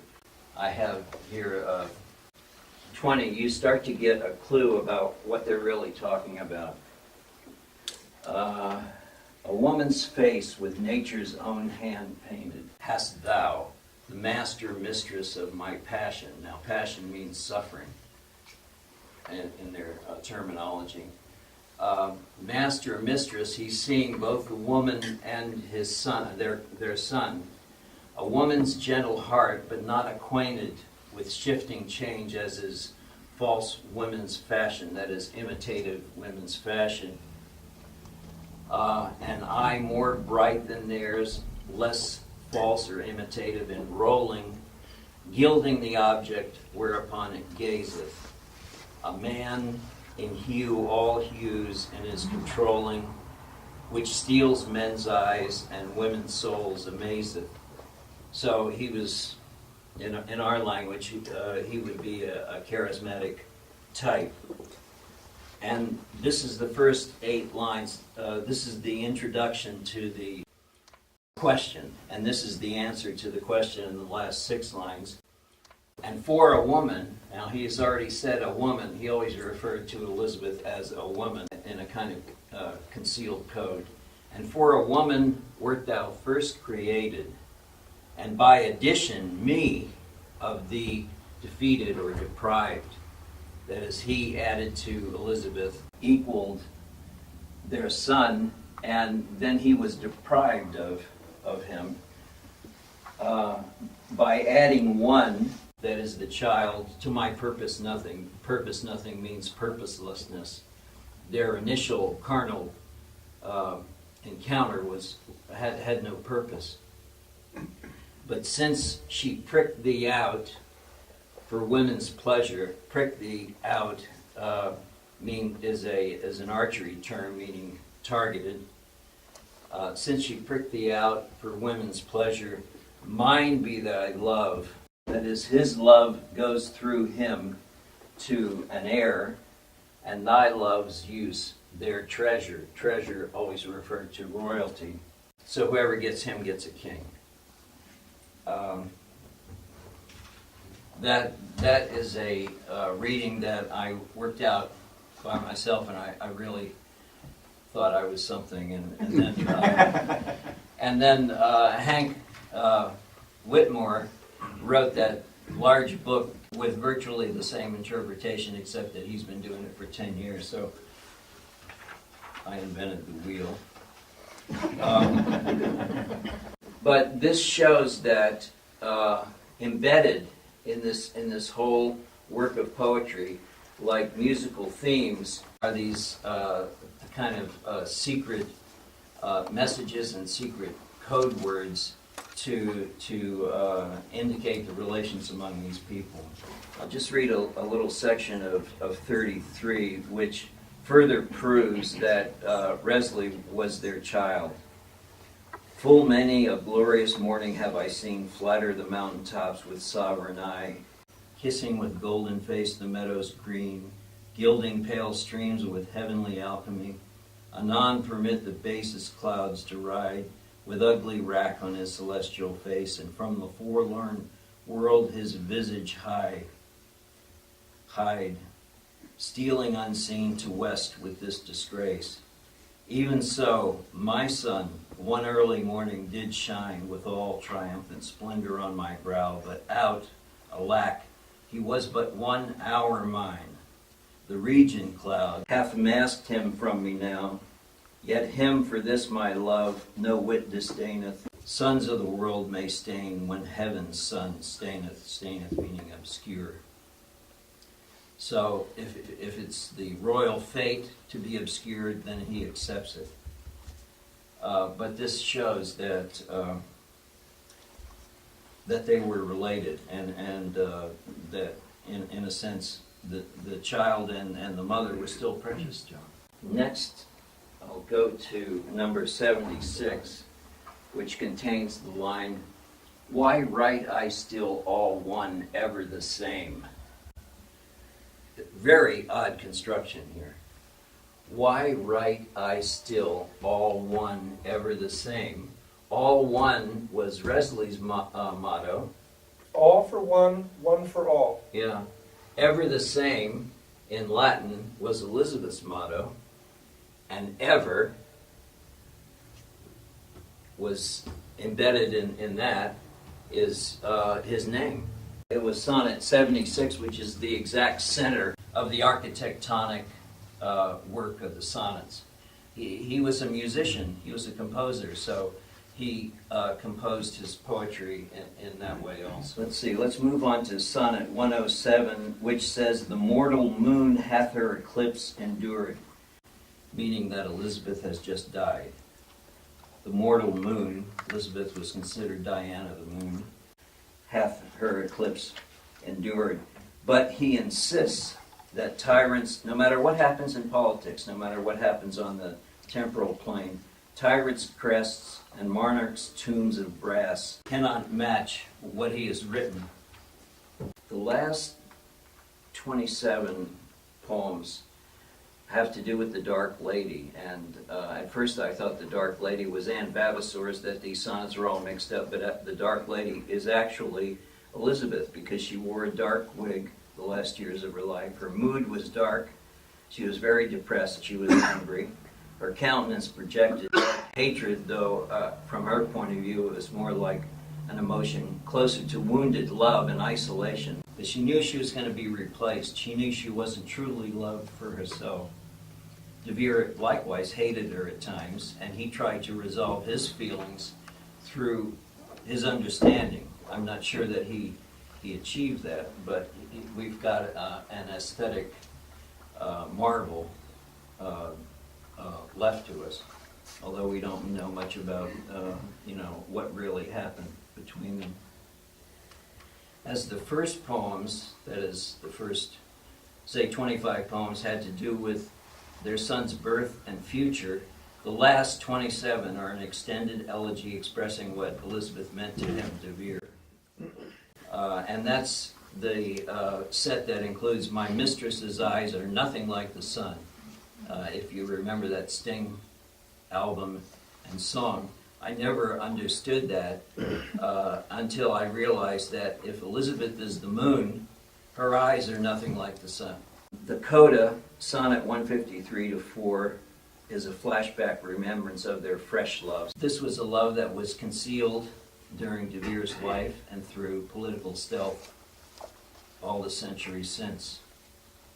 With the sonnets, De Vere achieved his aesthetic, though not necessarily karmic, resolution of their love. And I conclude, the sonnets give us his Elizabethan parable about the conflict between ambition and artistic truth. The poems show the human damage proceeding from these warring fields of influence. In the one, there's only power with no use for truth. In the other, there's only truth, which power can never overcome. These themes are so rooted in human nature, the sonnets will last and be fascinating until the language is forgotten. Thank you. Merry Wives of Windsor. Shakespeare's comedy, The Merry Wives of Windsor, has long been regarded by Oxfordians as a Rosetta Stone of Oxfordianism. The play is replete with hidden allusions and clues to the true authorship of the works. As mentioned earlier, De Vere was raised from the age of 12 in the home of William Cecil, Lord Burleigh, who was probably the most powerful political figure in the country after Elizabeth. In 1569, Cecil began to search for a husband for his daughter Anne, who was 12 years old at the time. It should be remembered that love or suitability of the husband may not have been Cecil's main consideration. Money, property, and dynastic connections doubtless loomed large in his selection of a husband for his daughter. Cecil's first choice was a young, well-connected, and promising young man named Philip Sidney. Yes, that Philip Sidney, the famous soldier and poet, who was widely regarded after his death and for several centuries thereafter as the flower of early Elizabethan chivalry. He was the nephew of Robert Dudley, the Earl of Leicester, who was probably the second most powerful man in the kingdom, next to Cecil. Leicester was Elizabeth's lover and favorite. He was a military man who brooked no nonsense, who favored war as the first principle and tool of international politics. He was opposed to Sussex, who was De Vere's mentor and friend, as well as to Cecil, who was De Vere's surrogate father. De Vere and Sidney enjoyed a complex relationship from about 1570 until Sidney's death in 1586.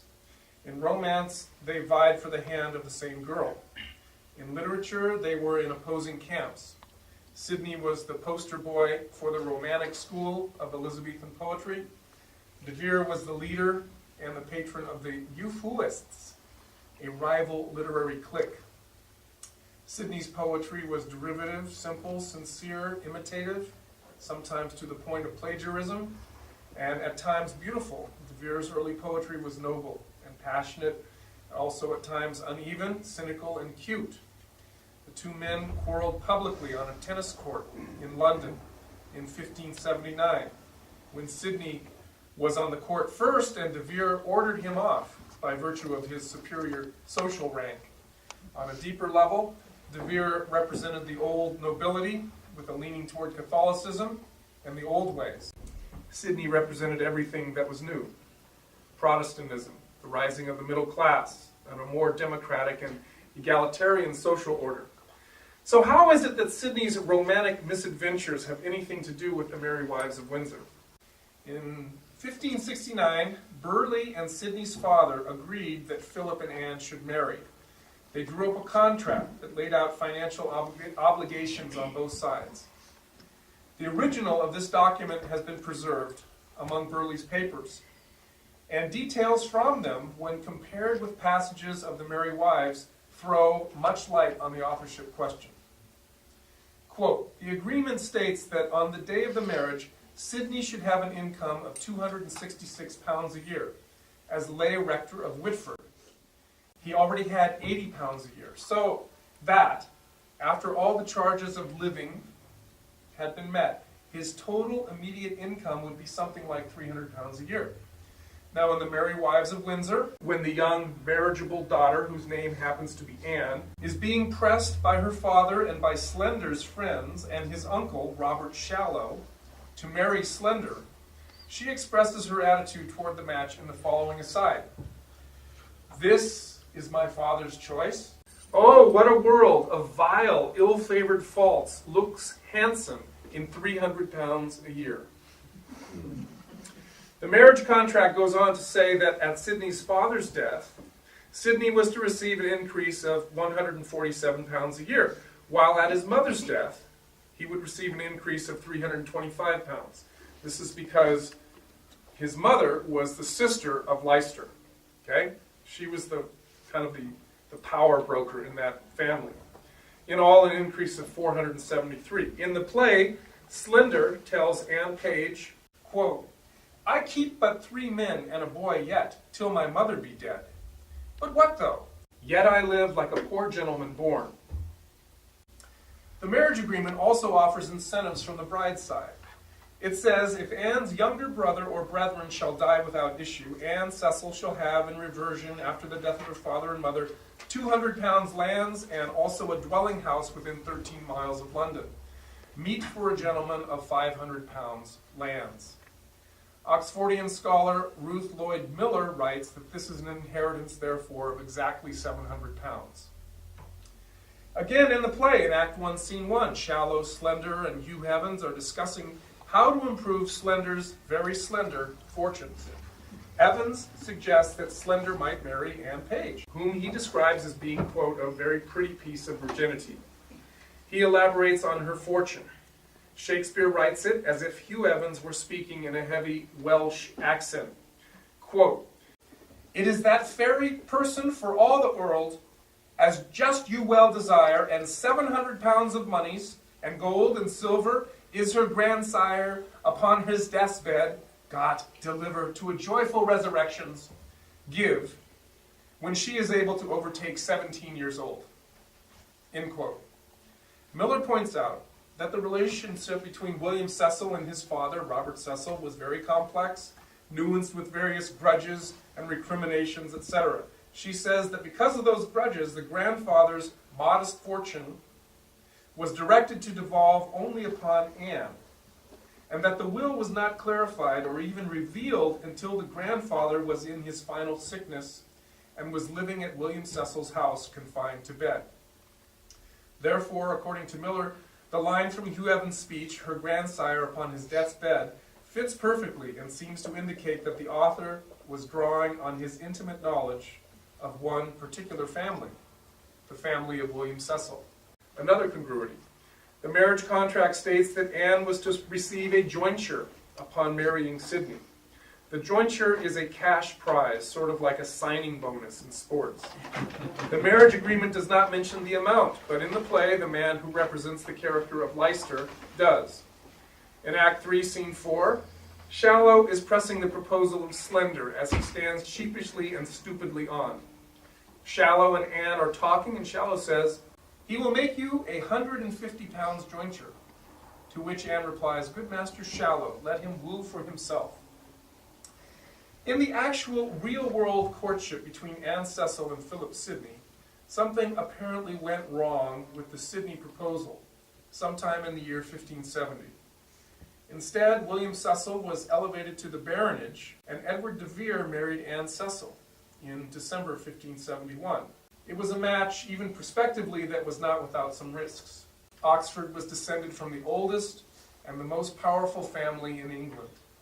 He was wild. He was in love with drinking and carousing, jousting tournaments, sword fighting, poetry, and theater. He loved to stage extravagant mock battles for the Queen's delectation. He suffered from a reckless desire for travel and military service. He was brilliant and erratic, a flashy dresser who literally spent a fortune on clothes before he was 21. Nevertheless, the positives in his train, all those estates, all that prestige, outweighed the liabilities. Burleigh agreed to the match after securing a promise from Elizabeth that he would be raised to the peerage before the match was publicly announced.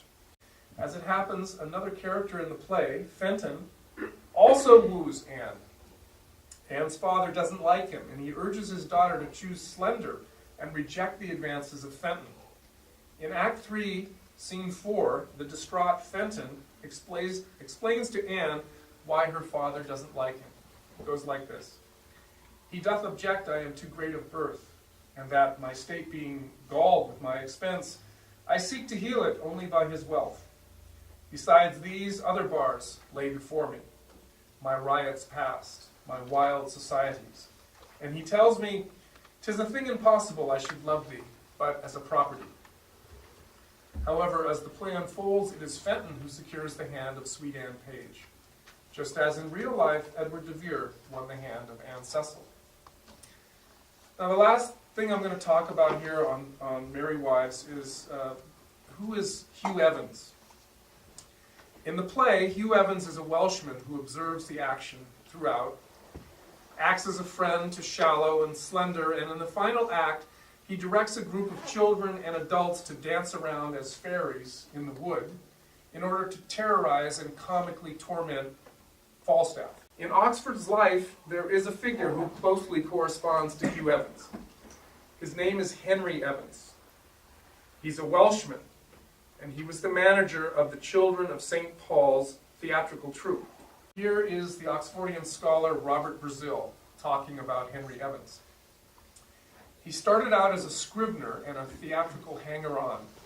In the years 1584 to 1586, the Earl of Oxford arranged to lease a large hall in the Liberty of Blackfriars for use as a playhouse, subletting the downstairs to a fencing master, Rocco Bonetti, for his fencing school. A complicated paper trail on this still exists, showing payments that connect Oxford as patron, John Lilly as go-between and proprietor, and Henry Evans as theater manager. Their troupe of young actors was created by combining the children of Paul's with the children of the chapel, the combined group sometimes referred to as Oxford's Boys. They were not just making random entertainments. Throughout the 1580s, they performed regularly for the Queen and her court. So quickly, to review, we've got the financial situation of Anne Cecil and Philip Sidney is exactly duplicated in the financial situation of Anne Page and Abraham Slender, both in their personal finances, their respective inheritances, and the changes to their estate should they marry each other. Secondly, we have an assessment of the liabilities of Edward de Vere as the potential husband and son-in-law, restated in the play as the liabilities of Fenton, And thirdly, we have Oxford's employee, the Welsh-speaking theater manager Henry Evans, come to life in the play as the Welsh-speaking children's acting and staging director, Hugh Evans. Sounds like a close fit to me. Let's assume now that Oxford was Shakespeare and that he used William Shakespeare as his paid frontman.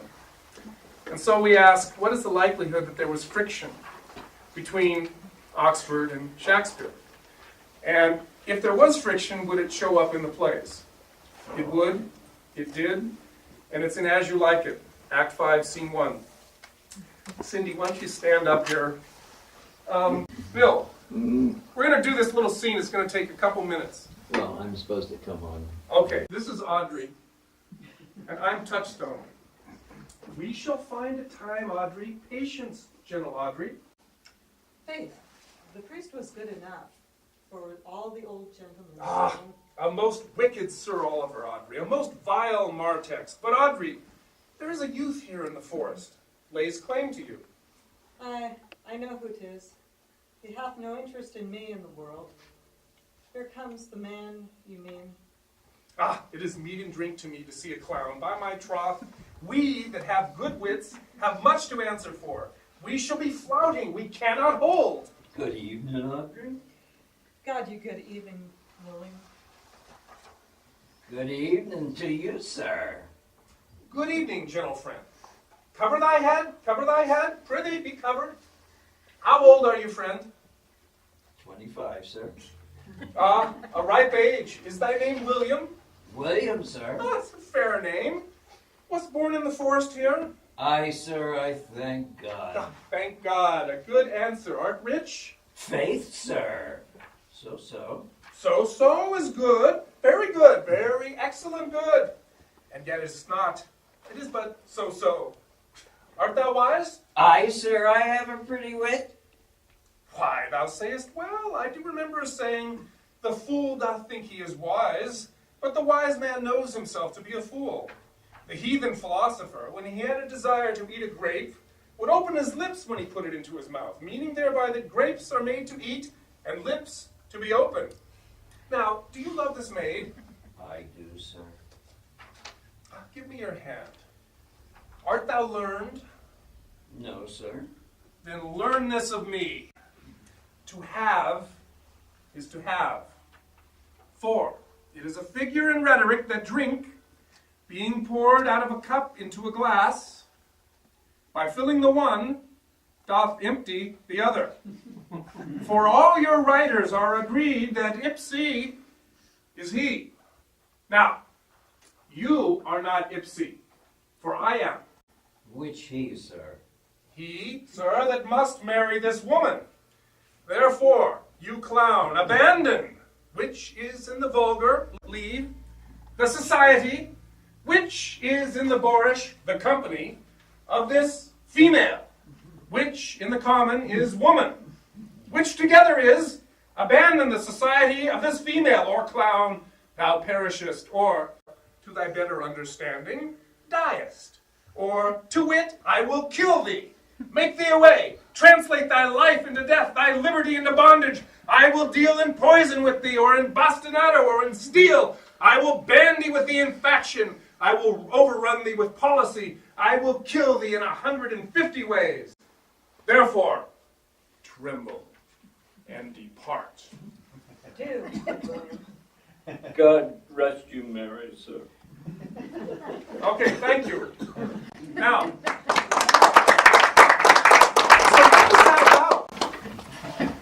what is the word ipsi? Ipsi is an emphatic Latin pronoun that means in English, he himself. Therefore, Touchstone suggests that you are not he himself, I am. What does that mean? And why is he telling William that? Taken in the context of As You Like It, I would suggest that it is meaningless. It appears to have no meaning in relation to Touchstone or anything that Touchstone has told us he is suffering or experiencing. Therefore, it must mean something else. I would submit to you that the passage would have meaning to the author's peers, to other noblemen and courtiers who knew that de Vere was the author of the plays, and that his style was being cramped by Shakespeare. It was a kind of an inside joke then, or an inside playlet that the author knew some would get and some would not. Then touchstone is Shakespeare. This can reasonably be deduced because the author of the plays, Shakespeare, liked to name his characters, and indeed his authorial persona, with reference to male sexuality. To be blunt, we have Shakespeare, the erect stud. We have Falstaff, the comic buffoon, who is the opposite of that. And we have Touchstone, let's face it, a comic name, meaning a guy who plays with himself. It also means a stone that is used to test or to prove the worth of other stones or gems.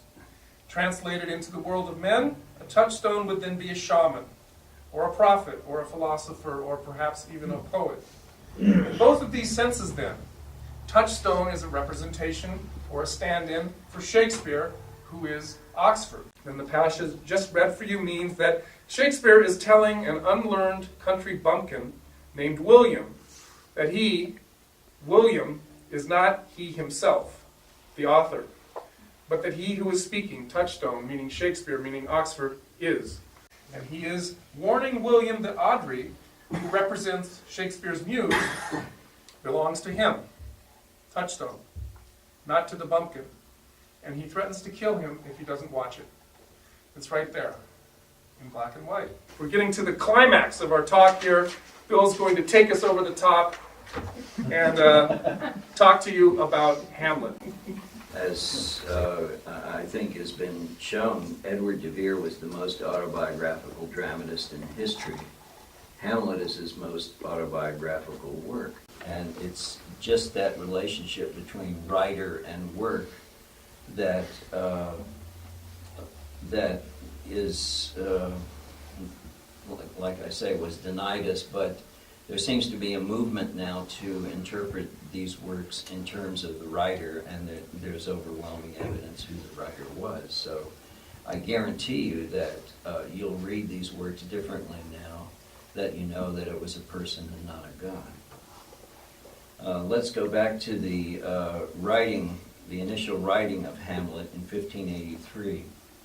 After reconciling with his wife in 1583, still mourning the death of their son, who lived only 2 days, they moved back to his ancestral home, Headington.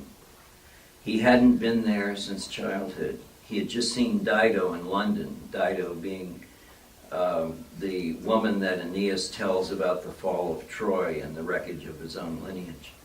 Aeneas was haunted by his father's death. De Vere was always haunted by his father's death. A recent event in London was that Catherine Hamlet had drowned herself in a brook. Now Anne Perenna in Ovid had drowned herself in a brook. De Vere was called the English Ovid. Brooks, becks, streams, and fords figured heavily in his ancestry and in his unconscious. At Earl's Colne meaning thatched cottage, but I'm sure it was more than that, their hunting estate, his mother had died.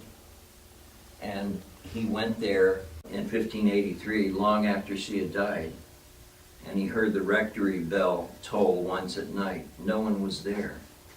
At Headingham, he encountered his father's ghost. Now, if any of you have encountered your parents' ghost, it's because they're in an unquiet grave. Something has not been resolved. In this time, his protector, the Earl of Sussex, Thomas Radcliffe, died, possibly poisoned by the same person, Leicester.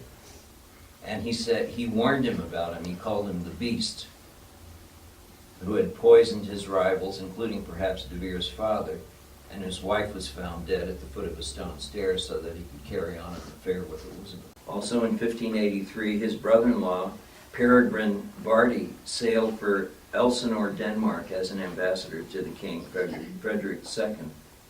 He encountered a rich barbaric court that celebrated toasts by firing cannonballs into the countryside. There Bardi met two families, the Rosencrantz and the Guildersterns. They appear in Hamlet. One of these made a return visit to England and handed out gold coins to the aristocracy as diplomacy. From Barty's letters home and gossip, De Vere knew everything that had happened. So how all these warnings and tidings converged into art, we don't really know. But when you come to a deep realization in yourself, you want to project backward in time to show its primacy. And he had those early Scandinavian materials at his disposal because Lawrence Knoll had custody of the Scandinavian epic Hamlet, and Lord Cecil had an original copy of Beowulf. Now, both of these figured into Hamlet. The poisoning aspect from Hamlet got into it, and then the sword fight and the dying speech, which was part of Beowulf. Like Faust with Goethe, it was himself, De Vere, made immortal. I already mentioned that Hamlet remembered Uric from 23 years before. This would make Hamlet 33, which was old for someone that had just come back from college. But, you know, he wasn't concerned with the facts necessarily. De Vere was 33 in 1583. His father had died mysteriously. His rival took over their lands. His father's rival's lieutenant had indecently married his mother. And Gertrude, which is sometimes thought of as Elizabeth, to me is Marjorie's fictional equivalent. She's cold and yet she's pitiful. She's almost at the point of insanity. And part of the encounter that he has with his mother is trying to bring her back from this darkness. Then we know about the usurper's counselor, which is Cecil. He's called Polonius. He was originally called Corambus, which in Latin is two-hearted, because his motto was one heart, one way. But this was such a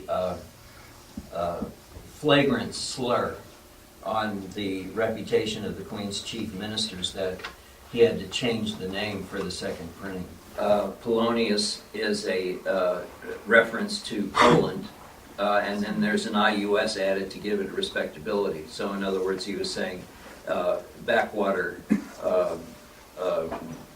big man. And we know from reading Hamlet that this interfering martinet connives to marry off his daughter Ophelia to the prince, as did Cecil to De Vere. And Ophelia, in Greek, which is such a beautiful name, means in Greek prophet. It also means indebtedness, a compressed description of De Vere's history with the Cecil family. None of this really tells you the driving force of what Hamlet is. His high birth, his orphan state, the cannibalism of his class, the sacrifice of his House of Oxford to the rising money-based economy. He saw and he experienced in Hamlet the end of the feudal order. Though he was brilliant, he was gifted, he rode on the crest as a Renaissance man, his world was actually collapsing. So he was an ancient man and a modern man, struggling. He personified tradition, aristocracy, the higher pitch of the human instrument, resounding the celestial spheres. And this was part of his philosophy, that we live for the glory of God. The heavens themselves, the planets in this center, observe degree, priority, and place, insisture, course, proportion, season, form, office, and custom in all line of order. He had not given up honoring the possible perfection of existence. Hamlet was also a philosopher, and the philosopher behind the philosopher was De Vere. He asks all the right questions. What is death? What is the physical realm? What is the basis for the human soul? When knowledge means nothing, is there anything more than knowledge? Doubt thou the stars are fire, doubt that the sun doth move, doubt truth to be a liar, but never doubt I love. His summing up, much of it available to England by his own sponsorship, started with Hamlet's book. Hamlet carried around a book. No one knew the title, but it was probably what he was referring to was Cardamus come forte, a key to understanding the play. This was, I believe it was an Italian who had gone through terrible suffering, and yet he had a very stoic philosophy, of which this is an example, and it's reflected in Hamlet. There's nothing that doth better or more truly prophesy the end of life than when a man dreameth that he doth travel and wander into far countries, and chiefly if he imagineth himself to ride upon a white horse that is swift, and that he travelleth in countries unknown without hope of return. We are assured not only to sleep, but also to die.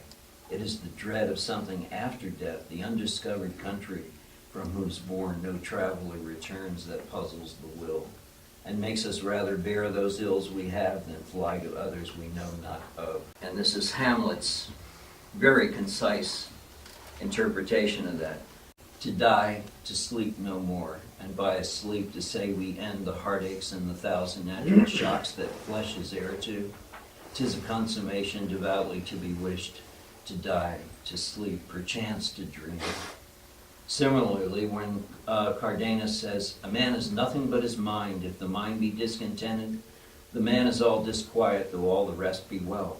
Hamlet says, there is nothing either good or bad, but thinking makes it so. Thus conscience does make cowards of us all, and thus the native hue of resolution is sicklied over with the pale cast of thought. An enterprise of great pitch and moment turn awry and lose the name of action. One more example, when Cardanus says, good and evil fortune imparteth nothing to blessed life, Hamlet concludes to his friend Horatio, thou hast been a man that hath taken fortune's buffets and rewards with equal thanks. So, summarizing his philosophy, death is a journey, existence is ruled by fate, accepted evenly, accepted with a straight back, and thus subtly met, and the fear is dissolved into dignity. Then what about the earthly matter, this quintessence of dust, as de Vere calls it? He answers this by referring to the philosophy of his secretary, who was his secretary for 7 years, Nicholas Hill, who feared no hardship and was a great guy, no matter what happened, even if he was in danger. He modified Democritus's theory that all life is formed of atoms, saying they never disappear but enjoy infinite existence once set in motion. So he immortalizes matter, implying that there's a corresponding immortality of matter's generating energy, the invisible sense that there's more than instinct or hunger. And what is that energy? We don't really know. We believe that it's the soul. And what is the soul? It comes through the breath. When we breathe no more, the soul leaves the body, and the body is dust. Hamlet refers to it when trying to lift his mother from her corrupted weakness. Sense, sure you have, he calls it sense, else you could not have motion, but sure that sense is apoplexed. For madness would not err, nor sense to ecstasy was never so thralled, but it reserves some quantity of choice to serve in such a difference. This idea is very close to the unlocalized moral sense Descartes declared is and of human nature. That is, it's part of our being as human nature. When his mother cannot throw off her paralysis, Hamlet implores, oh, throw away the worser part of it and live the purer with the other half. Generally, Shakespeare, the plays, are thought to be godless, or certainly they're not considered to be Christian, but this is a mystical declaration for moral action and its redeeming power. It all but repeats the words of Christ, go and sin no more. To De Vere, the ground of being that animates the potential human being is the binding energy to right action, which is a subset of the ordered forms of the universe. The founding fathers referred to sacred honor. They didn't have to say imbued in us by God. It was something in itself. It was inherent in being human. In fact, De Vere voiced the word honor 690 times in his plays. Fully a quarter of the passages in his Geneva Bible he incorporated, using his own language, into the works of Shakespeare. So returning to the philosopher's question at the beginning, when knowledge fails, the energy to right action remains, or in Christ's formulation, love, unconditional love. These things may be true, but it was too late for Hamlet as it was too late for de Vere to live them out. Too late is the precondition for tragedy. De Vere saw more than the self-sacrifice of his protagonist, bathing his dying honor in blood. At the center of the play is that playlet that's in small print that usually you don't take that seriously, but that is the center of the play, I believe, to de Vere. The recital of Troy's destruction and fall. This image is de Vere's primary historical archetype, the way that he understood his own life and time, what was happening in his own era. Like Achilles' shield, the tale of Troy is past and present, it's dead and it's ongoing. So his childhood fixation with history that his uncle warned him about, that he shouldn't get too deep into, his interest in man's true tragic drama continued all his life. When great civilizations are sacked, the vandals and criminals move in with lesser minds and motives. So shall you hear of carnal, bloody, and unnatural actions, of accidental judgments, casual slaughters, of deaths put on by cunning and forced cause, and in this upshot purposes mistook, fallen in the inventor's hands. How modern that sounds. In that chaos, Hamlet could only ask his loyal friend to aid him after death, things standing thus unknown, that he would never be recognized, that his work had come to nothing, and bring his cause to fruition. This appeal was very close to Revelations and Ecclesiasticus. Right, blessed are the dead which hereafter die in the Lord, even so saith the Spirit, for they rest from their labors and their works follow them. And that's exactly what has not happened with Edward de Vere. And I congratulate you on your patience, and may you be part of the generation where he is recognized.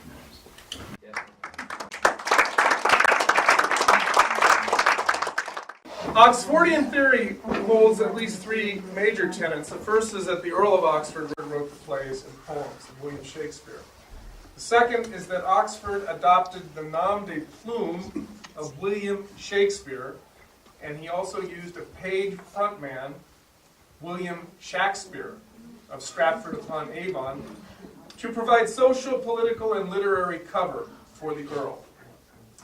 While solid smoking gun evidence establishing this is so far lacking, researchers have uncovered the will of Elizabeth Trentham, Oxford's second wife, who died in 1612. In her will, she leaves a large sum of money to someone to whom she refers to as her dumb man. We also know that William Shakespeare of Stratford bought a tenement located in Blackfriars, London, in March 1613, a year after Trenton's death, and a few months after her will would have been enacted. There are three reasons why Oxford would have used a nom de plume. The first is that in the Elizabethan age, the nobility held tightly to the idea that it was far above the rest of society. It was anathema for a nobleman to do anything but participate in Parliament, direct the work on his estates, and so forth. To dabble in anything so crass as literature or theater was simply not done. He who did it risked ostracism by his peers, and also risked opening himself up to the insinuating idea that he had, in a sense, aided the rabble by helping to break down the illusion of heightened virtue, by which, in part, the aristocracy had held its grip on power. The second reason is that anonymity allowed de Vere to say things that he could not say under his own name. And the third reason is that Elizabeth and Burleigh would not let de Vere write under his own name. However, de Vere would write. He would sponsor and support theater companies, as well as other poets and writers and musicians. He wrote lyric poetry throughout the 60s and 70s, earning him praise from contemporaries and from subsequent scholars and literary specialists alike. He created his own company of adult actors in 1582, He created a company of child actors in 1584. He was on good terms with other theater companies, beginning in 1576 or earlier. And records show that numerous unknown plays with titles similar to the Shakespearean plays that we know had been performed decades earlier than in the standard Stratfordian interpretation. For example, there is a play called A History of Error, which was performed in January 1577. Eva Turner Clark, who wrote one of those big thick books over there, opines that this was likely a comedy of errors. There's another play called A History of a Cruel Stepmother, which she says, Clark, states this was very likely Cymbeline, which features a particularly cruel stepmother as a pivotal character. Using William Shakespeare as his frontman, he was the house dramatist for Lord Chamberlain's Men, beginning in 1594, right after the publication of The Rape of Lucrece. There's a sub-school of Oxfordian theory that holds that de Vere, who was the Lord Great Chamberlain of England, was in fact the patron of Lord Chamberlain's Men, because the word great was often dropped when referring to the Lord Great Chamberlain in most casual or social or even some official circumstances, including record-keeping of theatrical performances. So, we also know that several Elizabethan writers have mentioned Edward de Vere as having been an excellent writer of poetry and comedic theater. This is contemporaneous. In 1586, William Webb wrote in his discourse on English poetry, quote, "I may not omit the deserved commendations of many honorable and noble lords and gentlemen in Her Majesty's court, which in the rare devices of poetry have been and yet are most excellent skillful, among whom the right honorable Earl of Oxford may challenge to himself the title of the most excellent among the rest." An author who has been variously identified as either George Puttingham or Lord Lumley, and I don't know which he is, wrote in a 1589 book, The Art of English Poetry, quote, "And in Her Majesty's time that now is, are sprung up another crew of courtly makers, noblemen and gentlemen, Her Majesty's own servants, who have written excellently well, as it would appear, if their doings could be found out, and made public with the rest, of which number is first that noble gentleman Edward, Earl of Oxford." He later adds, "For tragedy Lord Buckhurst and Master Edward Ferrys do deserve the highest praise, the Earl of Oxford and Master Edwards for Her Majesty's Chapel, for comedy and interlude." End quote. So we can infer from these mentions that Oxford was writing well prior to when Shakespeare is thought of as having started writing his plays. After all, the Discourse of English Poetry was written in 1586. And we should think that in order to win that kind of praise, a comedic playwright must have been writing for at least 5 and probably more like 10 years. 10 years prior to 86 brings us back to 1576, back to the period of A History of Error and A History of a Cruel Stepmother. From these mentions, we can infer that de Vere's plays were performed anonymously and that many of his poems were published anonymously. Add to this, then, the fact that Robert Greene, a freelance writer who worked for Oxford, castigates someone thought to be William Shakespeare of Stratford as, quote, "an upstart crow beautified with our feathers, that with his tiger heart wrapped in a player's hide, supposes he is as well able to bombast out a blank verse as the best of you. And being an absolute Johannes factotum, is in his own conceit the only shake scene in the country." End quote. An anonymous, powerful person expresses his displeasure, and 3 months later, Henry Chettle, the publisher of Greene's Groat's Worth of Wit, apologizes for his indiscretion in publishing the scandalous piece. It's very odd to us that a publisher or printer would feel obliged to apologize for publishing the writings of a man recently dead, whose concerns were, after all, marginal. Whom had he offended? Who would be powerful enough to make a printer apologize for doing his job? Stratfordians typically assumed that Greene was attacking the young Shakespeare for thinking he could bombast out blank verse as well as the university wits. But Oxfordians offer another interpretation, that when he calls this person an upstart crow beautified with our feathers, he was really saying that Shakespeare was going around telling people that he was the author of plays that had previously been performed anonymously. Plays that had actually been written by Oxford. Then the following year, in 1593, a 1,200-line poem in 6-line stanzas is published. It's written in the most beautiful English that had yet been written. It's filled with knowledge of classical literature and hunting lore, and tells the story of some highly erotic interplay between a sex-starved goddess of love and a seemingly bored but way beautiful dude. It's based on a story by the Roman poet Ovid, whose book Metamorphoses had been translated into English in 1567, ostensibly by de Vere's uncle and tutor, Arthur Golding, but some would maintain, astonishingly, was really the work of the 16-year-old prodigy Edward de Vere himself. It's dedicated to Henry Rosalie, the Earl of Southampton, who, as we remember, had recently rejected a proposal made by William Cecil, Lord Burleigh, that he married the daughter of Edward de Vere. The poem is called Venus and Adonis. And the author, for the first time in print, tells the world that his name is William Shakespeare. The third tenet of Oxfordian theory holds that somehow Oxford's creation, the double ruse that Shakespeare was Oxford, got away from him. There is uncertainty as to why and how this Frankenstein's monster did not die. All we know at this point is that it did not.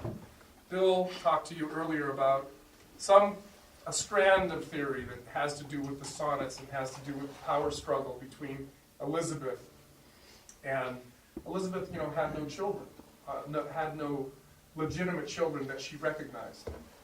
So the whole country was sort of paralyzed with fear. Who would be the next king? And Oxford was betting on his son, this theory goes. In closing, I would like you to look at some portraits. This one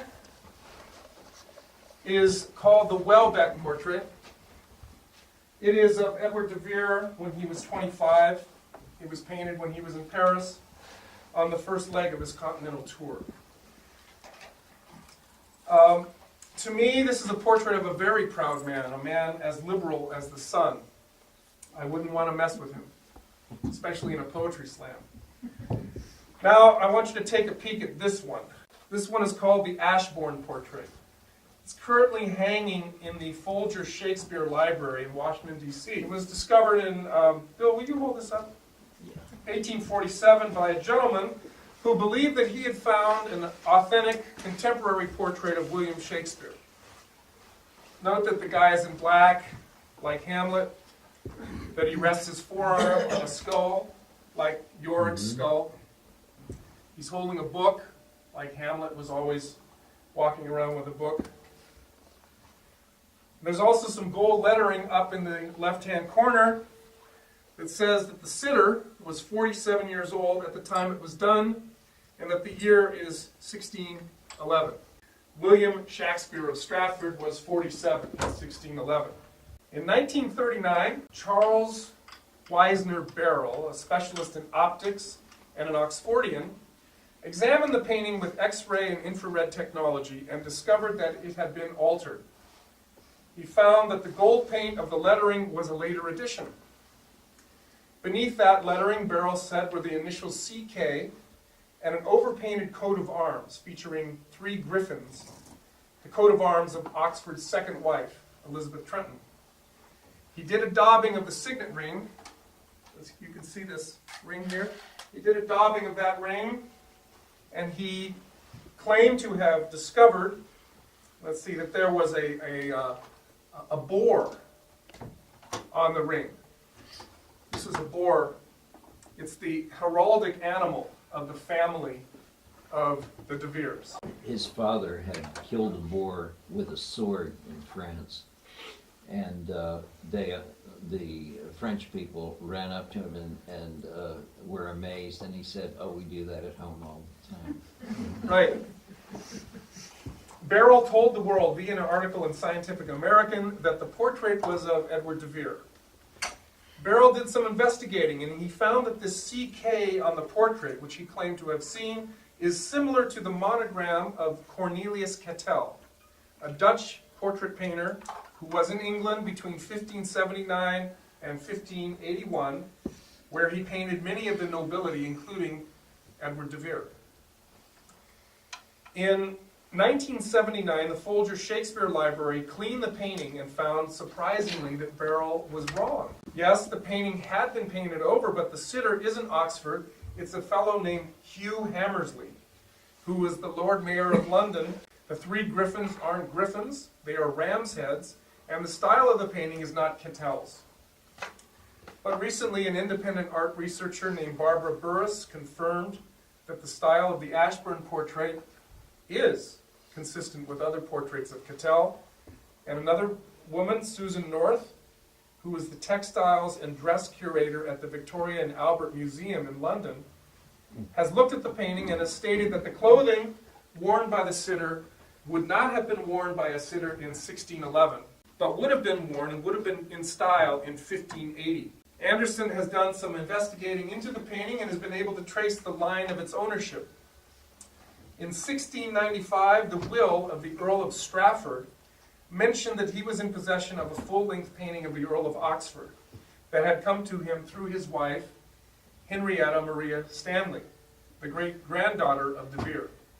In 1721, the artist George Virtue recorded that a large portrait of the Earl of Oxford by Cornelius Catel had been in the possession of the Countess of Strafford.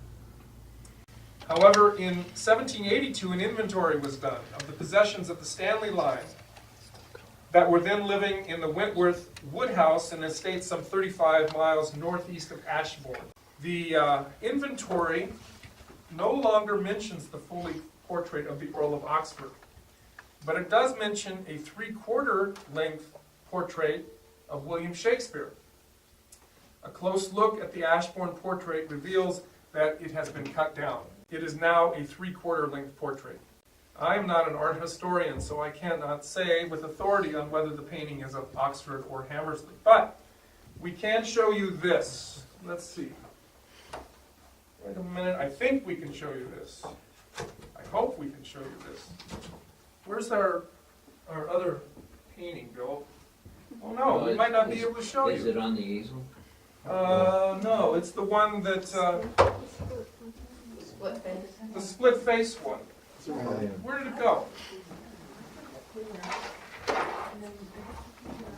Oh no, that's the Oh whole no, key that's to the that- evening. That's the thing! God! How Monkey! convenient, how convenient. Oh well. We have it. All right. Daddy's told us. Ah! Oh, there it is. There it is. Here, Bill, will you hold this?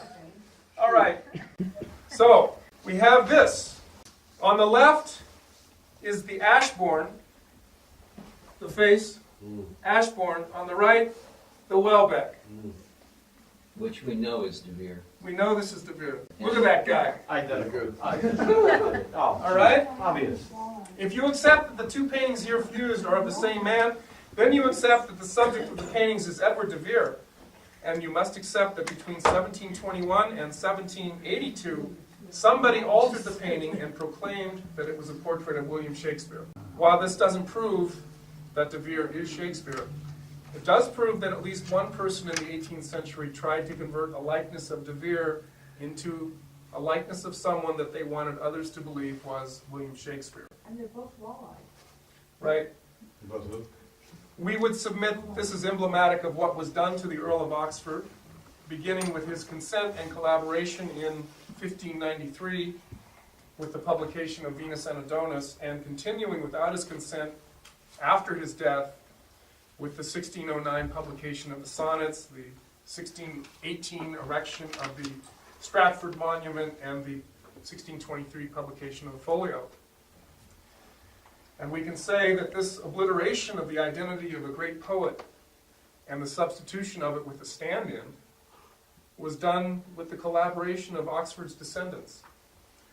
This must have been the case with the first folio, which was dedicated to the Earl of Montgomery, de Vere's son-in-law, and to the Earl of Pembroke, who was the brother of Montgomery and who was also King James' Lord Chamberlain at the time.